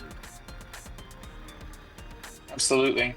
I also have to say, I forgot that because I was hidden, I could have used sneak attack and had an extra 2d6 on my last hit. So I'm really disappointed in myself. Well, that's all right because I mean it was against a target that was pretty much already dead anyway, so don't worry about it. You'll be getting sneak attack on this since it's adjacent to an ally of yours. Yeah. That's true. So let me get the radiance, the sacred flame, the radiant snap first. Well, that's a dex save. It is a dex save. Excuse me. That is a 16 on the die plus 2, 18. What's your DC? Oh, there's no way. I'm sorry, James, but I think it's a DC 15 is the max. I was you gonna can say have right now. a 15. max spec spellcaster. Like I said, at 15 is like the best you can hope for at this level if you're like focusing on your spells. Yeah, so it blasts out of the way. You try and sacred flame it, but it's growling at Larry, and it hears the snap because sacred flame is canonically a snap. Canonically snap. And it is able to duck out of the way just in time. However, a bow and arrow shot rains down, and let's see if you hit. 13. That will hit, actually. So sneaky attacky. Ooh.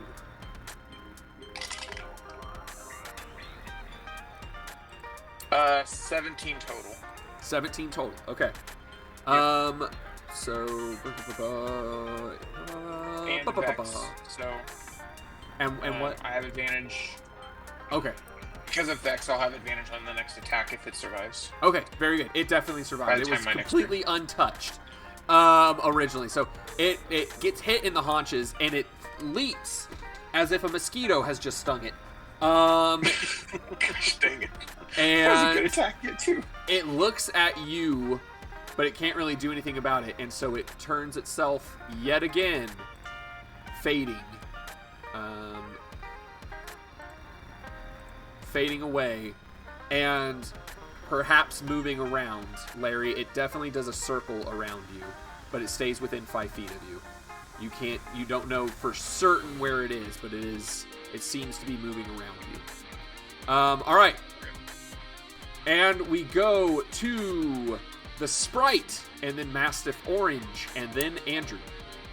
Sprite is going to hold action again. Okay. We're just not doing anything at the moment. Not doing anything at the moment. All right, very good. I've taken the Sprite out of the I also game. hate to ask, can I do a perception check to see if I saw where it went again? I'll allow it. Well, What can I say? With a bunch of can't see them enemies, the Sprite's like, how can I help? yeah. I mean, dark vision, I'm up above. Actually, Sprites weirdly don't have dark vision. Yeah, go ahead. I'll give you. At least I don't think they do. At least you can try and narrow it. I can tell you at least where it's not. Go ahead. Yeah, I'll weirdly take no that. dark It's an vision. 18 on the die. 18 on the die. Okay. It's in one of these 4 squares, but of course Larry's in one of them, so it can't be. Which 4 squares? 4 square. Yeah, I didn't see it either. You're not seeing one. Oh, I'm on the GM layer. That's why. Hold up. There you go. It's in one of these 4 squares, but Larry's on one of them, so 3. Y'all, it's still around Larry. Arhra, sorry. You barely know him. I mean, sure, we spent 5 days writing here. Be like, I didn't bother to learn his name. A day and a half. It hasn't been 5 days. It's a day and a half. For some reason I thought you said it was a 5 days. It's I said that originally because it's 5 tiles on the region map, but it's three tiles Gotcha. on the region So, yeah, map is 1 day. We've known each other for a day and a half. You're like, yeah, what's his name? Yeah. It's next to the lizard. All right. Lizard! All right. Then we have Massive Orange if Sprite's not doing anything. Nope. And Massive Orange will attack Urim. Wow, what a sucky freaking roll. Just 12 to hit. That was at me. Yeah, that was at you, which you don't have to tell me. I know it's not going to work. Yeah, no. I mean, I have a low AC, but no, that still misses. Okay. All right. Then it's going to return. It reaches out to attack you, and you are able to kind of backhand it away, essentially, and parry it with the backhand of your fist. And then it moves, or it turns around, and it seems to move around you, but you don't know exactly where. All right. Back to the top of the initiative. Andrew, Melvin, then Larry. All right. So I mentioned last turn that I cast Moonbeam. You did. I'm going to give a little more detail. So when I cast Moonbeam, a little like spectral, like image of like 3D image of the moon appears about 40 feet up, and then from that, just this silvery light shines down from it. You're now going to see that little moon move as I use an action to move the Moonbeam. 5, 10, 15. By the way, if it moves into the space of any of these things, they are going to have to make saving throws. I remember the 15. roll. I remember the order. So let's see here. 20. All right. 25. What was the save? It's a Dex? Constitution saving throw Constitution. for this. DC 14. All right. Get off. All right. Constitution saving throw. That's a 19. Okay, so it'll take half. Okay. That's almost max. 2 9s on 2d10, so 18. Ooh. So it'll take 9. Radiant. All right. And it well, will become revealed. I will say it does specifically state that the entire space of Moonbeam is considered dim light. Like it, I don't know if that means anything, but it actually is. It's already dim. The whole area. It's already dim. Okay. Yeah, gotcha. It's twilight in the village. Otherwise, they wouldn't be able to use their disappearing mechanics. That was 5, 10, 15. No. Shoot. 20. I think this is 30. It was centered here, so 5, 10, 15, 20, 25.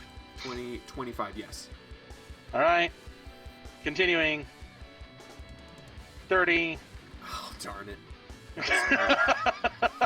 There's nothing there, but I'm what you paying attention. Yeah, there's nothing there, but what you have prevented is I can't easily surround Urim at the moment. I'm not done moving it. I get to move it 60 feet. Yeah, you can keep going. You're just gonna sweep it around him.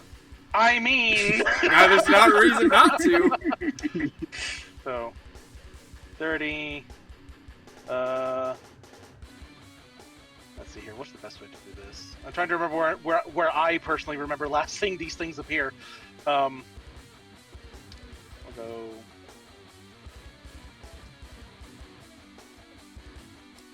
At 35, 40, 45, 50, 55, all right. 60. All right, both of them. But you just caught both of them. Yeah! Both of them. That's an 8 and a 9. 8 and a 9. Oh, do you want me to re-roll damage for each? Or no, take I'll let you keep the 19s. So 18. Or the 18. Yeah. Wow. So 18 on both of them. Bam, bam. All right. Wow. Well, 1. Actually, I'll just do this. 1, G specifically, gets caught up and it starts to burn in the moonlight. Yeah. And it just completely disintegrates. The other one becomes visible as the force of your moonbeam starts blasting it, and the shadowy emanations start being counteracted and having a weird effect of the moonlight, almost as if it's like salt being poured into water and it just dissolves away from it. But it is still active, but it's definitely feeling the burn. And I'm going to mentally command my familiar. It's no action. I just telepathic link with it. It's like, all right, now's the time. If you think you can not hurt our allies, do it. That's all I'm going to say. Okay. All right, very good. Then we will have Melvin, Larry, then Jebin.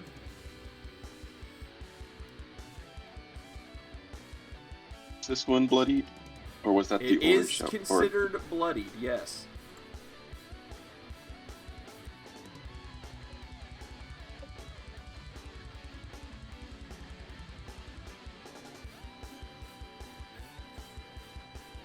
Just reach over to it and with one finger tap it on its forehead and cast Inflict Wounds. Okay. That's going to be a con save. All right. Well, I also need a con save from you for reaching your hand into the moon. I'm just kidding. You don't have to do that. All right. Con save. That's an 8. That will fail. That's a fail. So it's going to take, once I find the other dice, A decent amount. Inflict Wounds does some good damage. 14 points of damage. That will kill it. Well done.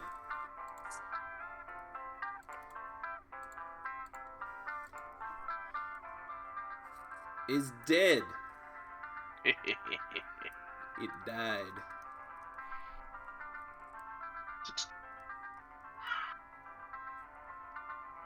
I'm going to just step in the face of the other one. Oh, I really thought you were about to say, I'm just going to step into the beam. It's just ended. I laughed in job the here face is of done. danger. Ha ha ha! All right. And you step in to surround the other one. I like it. Well, if he wants to do surrounding, he's got to be flanking first. Well, I know, but I mean, it's someone will activate it. I'm sure. All right. Does this not count?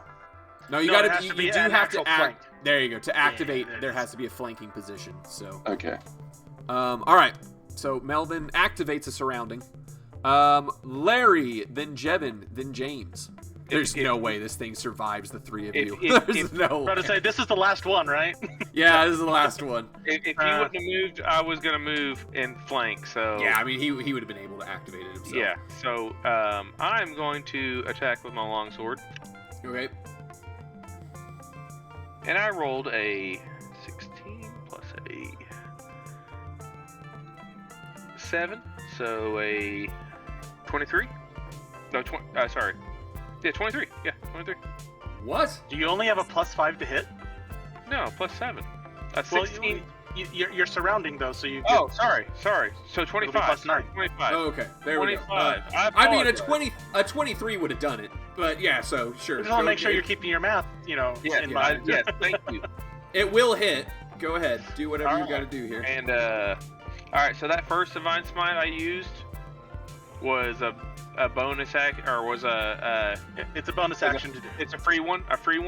It didn't cost any spell. Oh, that's slot. true. Yeah, no spell. Yeah. That's right. You get a You just freebie. use it once per day for free.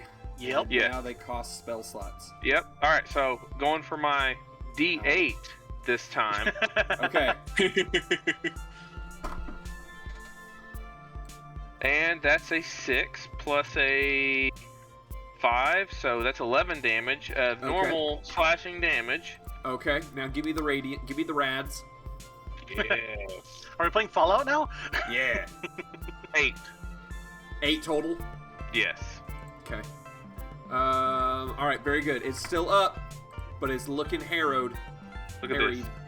I got 2 yellow radiant-looking dice for my. Nice. Yeah. Those are Yes, cool. that's the color they look like. All right. Definitely didn't look like cheese. I promise. Or piss. All right, very good. Anything else you like to? That's a bonus action. Do you want to do anything with your movement, or are you good? Well, no, because I used my bonus action for the divine. Yeah. Divine Smite takes a bonus action now. That's it. No, I know. That's why I said action, bonus action. Do you want to do anything with your movement? Oh, gotcha. Yeah, do you want to move at all for some Do you want any to reason? disengage the flank for some reason? I'm engaged. I'm here till the end. Absolutely. Okay. I've made the commitment. Kind of. All right, very good. That is Larry's turn. Jevin, then James. Am I still hidden? No. I didn't think so. You can bonus action hide. But you still have advantage because of Vex. Yeah, you don't need to hide. So you Oh, don't and- even need yeah, to hide. I was just. And he's sapped, right, Larry? And yes, that. Yeah, there's no way. There's no way he gets to attack next. So, but if he does, I'll keep that in mind. Unless something really bad happens with your with 2 of your rolls, there's no way. Hey, we'll see. I'm gonna roll to hit short bow. Okay. Oh, With at advantage because you vexed him. You're right. Thank God for that. Perfect. Okay, so that's a 23. 18. That will hit. Roll your sneaky damage. Yep. Don't forget your sneak attack. Anything can happen in Fairly Adventurous. Oh. That's 16 damage. Wow. That would have Nice. killed it if it wasn't halved. Resistant. All right. I All right. like the sneak attack. Out of character moment. As a party, we all got to figure out how to get magic weapons as soon as possible, since Jacob's bringing resistant creatures on us. Nah. Almost It's- all. I won't be. I mean, maybe. All right. Actually, James, you're good. Thanks Yeah, I was to. just saying, almost all my abilities give my weapons magical abilities. I was about to say, yeah, you've got your channel divinity, which makes it a magic weapon. All right. James, I can't imagine you failing, but let's see if you can finish him off. Can I get there? Oh, almost assuredly. Yeah. Yeah. I mean, I doubt it's going to, but if you want to, you could even get here. Gosh, I'm He's- snapping to corner instead of center. There we go. Yeah. Yeah, you can even get to either of these. Get your nice +3. And if I mean, for you some get a reason we need to, I +3 can as move. long as you just get there. So. Right, but I'm saying that way I can just, if we need to, I can neatly Oh. move my moonbeam in. Yeah. You guys hem them in as the slow laser beam just. All right. It's the Bond villain move. All right. So now I have a question about what things I can No, stack Mr. together. Mastiff, I expect you to die. So All right. What was that? I need to know, can I stack my imbue weapon? It says when you make an attack action, you can expend one of your channel to add +5 to your attack roll, but I want to combine it with the spell True Strike, which allows me to use my charisma instead of my strength for damage and Oh, you did do a charisma build, Pally. Ooh, that's exciting. Okay. So hold on. That's what was exciting. the channel divinity option? I'm double checking the channel divinity. I want the book. Let's see it here. says My when you book. take an attack action, you can expend one of your channel divinity slots to imbue a weapon with positive energy, lasts for 10 minutes, adds +5 to attack rolls. Rules as written, it wouldn't work that way. Well, the reason Because I asked is casting a 'cause the spell is wording- not taking, like, the attack action is its own specific thing. True Strike is using the magic action. You're casting Yeah. a spell. You then make an attack with that. Now the Yeah. DM can rule, hey, since you're making an attack, like it thematically works, so go ahead. But that's up to him.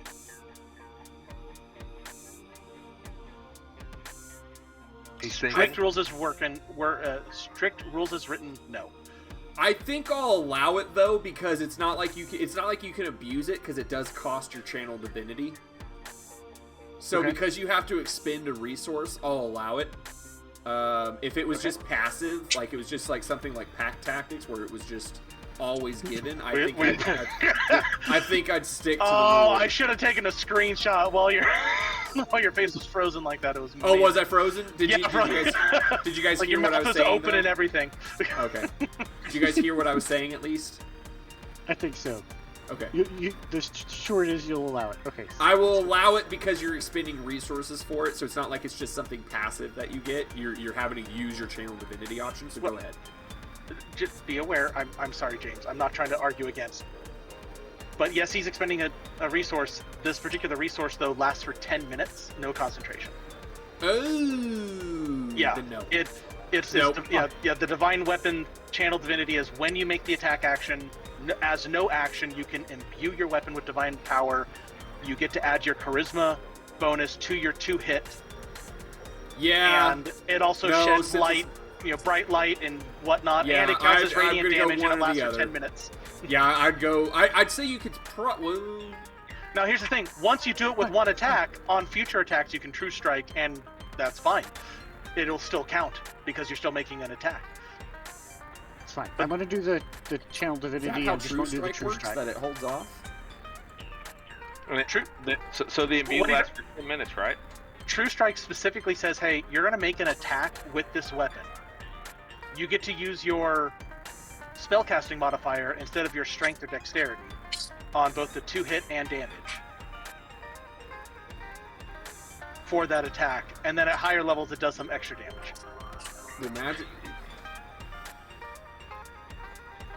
Well, but it's not. But I mean, the same reason that you're doing the True Strike though wouldn't proc it in the future because it's still the magic action.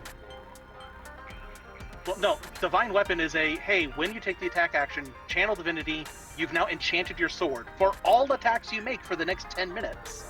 Doesn't matter if you're taking the attack action or not. Then why wouldn't hold on? Then why wouldn't it work the first time? Because rules as written, the attack action is separate from the magic action. That's so what I mean. Right. But True the feature, Strike is always the magic. But I'm still action. making an attack with the weapon, right? I'm saying to activate Divine Weapon, you have to take the attack action. Once it's activated, it's just on. It doesn't care if you're taking the attack action on future attacks. It's literally just to activate it. All right, then screw that then. If it's always going to matter, then why would we delay it for one round? I think that's silly. I would agree with you. If that's how it's going to operate, that True Strike, like to me, True Strike should always be a magic action, not an attack action. Again, it is always a magic action. No, I get what you're saying though. Yeah. Like it imbues the weapon, but to me, the writing should have been for the Channel Divinity. It's like every time you use the weapon to take the attack action. Oh, gotcha. So, That's what I'm saying. To me, it should be either all of the time or none of the time. It shouldn't be any of this. Not on the first time, but all the rest of the time. I disagree with that rule. Yes, you can do it. Just finish it. let me just say one thing real quick. If you read True Strike, it says, guide a flash of magical insight, you make one attack with the weapon Yes. used in the spellcast. So you're making the attack with the weapon, and then the the channel thing is saying that your weapon now does this. Yes. So it's a bonus to the weapon, and you're using the weapon. It's a silly thing that they did with the writing of it that says you have to it activates on the attack action, but yeah, I don't like how it's worded. If that's how it's going to be ruled, that it gets like, I agree that that's how it should be ruled based on the wording. I think it's silly that the wording then said, but you don't get it on the first one. That's stupid. Either is all of them or none of them. Not on this time, not the first time. So get it, just do it. Yes, you're good. Okay. All right. Well, I'm stacking them both. Yes, Thank you, DM. you're stacking on all of them from here on into the future. I can't imagine that you'll need it past this attack, but for future reference, yes, that's how I mean, we my rule it. gosh, that gives you, since you maxed out Charisma, that's what, a plus 12 to hit? Yes. Plus surrounding. Oh my That's gosh. amazing. Plus surrounding. So plus 15 to hit.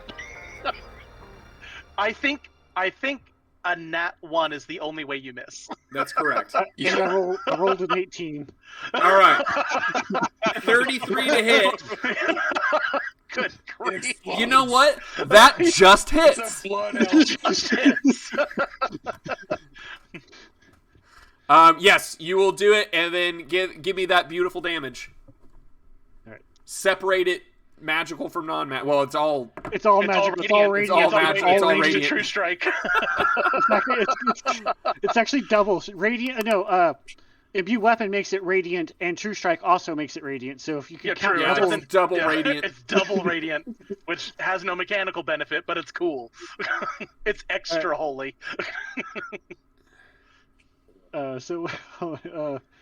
what is my? It's not just go to church on Sunday holy. It's go to church and host a Bible study holy. 13. You're an elder and a 13. All right. How do you want to do this? The first how do you want to do this of the season goes to James! How do you want to do it, James? Just paint a picture for me with your words. So after I cast holy light on my blade, and it's just glowing with this powerful radiant magic. I take the sword and jam it into the creature, and then just keep slashing all the way through to I reach its stern. Okay, very cool. Ooh, bisect it. Nice. And as you're driving it forward, it stopped. Like at a certain point, you can tell that it has just stopped resisting, as it has no strength left. As you're severing, you're powerful enough that the radiance is severing its spinal cord as it's going down. And as you're bisecting it, it just slowly dissolves on both sides of your blade until eventually you swing up. And the head drops down, and before it can even collapse to the dirt, shadows just disperse across the field, as you have felled the final shadow beast, the final shadow mastiff. And ladies and gentlemen, that is where we will end the session for tonight. I would let there be additional roleplay, but I'm going to save it for next session. So, gentlemen, thank you for playing with us today. This is fun. I'm glad we're Great back. time. We're back, everyone, Yay. in Coasthold Season 2. Thank you all for joining us. It has been a pleasure. If you enjoyed it, please hit that like button and subscribe button. And we will be back next week, where average guys play average tabletop games for our own enjoyment, and hopefully yours as well. Please do support Andrew and his channel on YouTube, and then Fairly Critical, my main channel as well. Links will be in the description, but otherwise, we will see you in the next one. Bye-bye. I did a disbrew thing there. All right. We're picking up where the last season left off. So my old monk character, Ranshaw, died. Yep. What? Honey Rapid is no Did you more. forget that, or were you not there for He that forgot final it. episode? He forgot. He was definitely there. I was Yeah. definitely there. All right, very good. As a Yeah, reminder, I as a first recap for gravity. you, yeah, literally everyone's dead, and the only players that lived are you and two guys who aren't here. So, let's do this Okay. thing.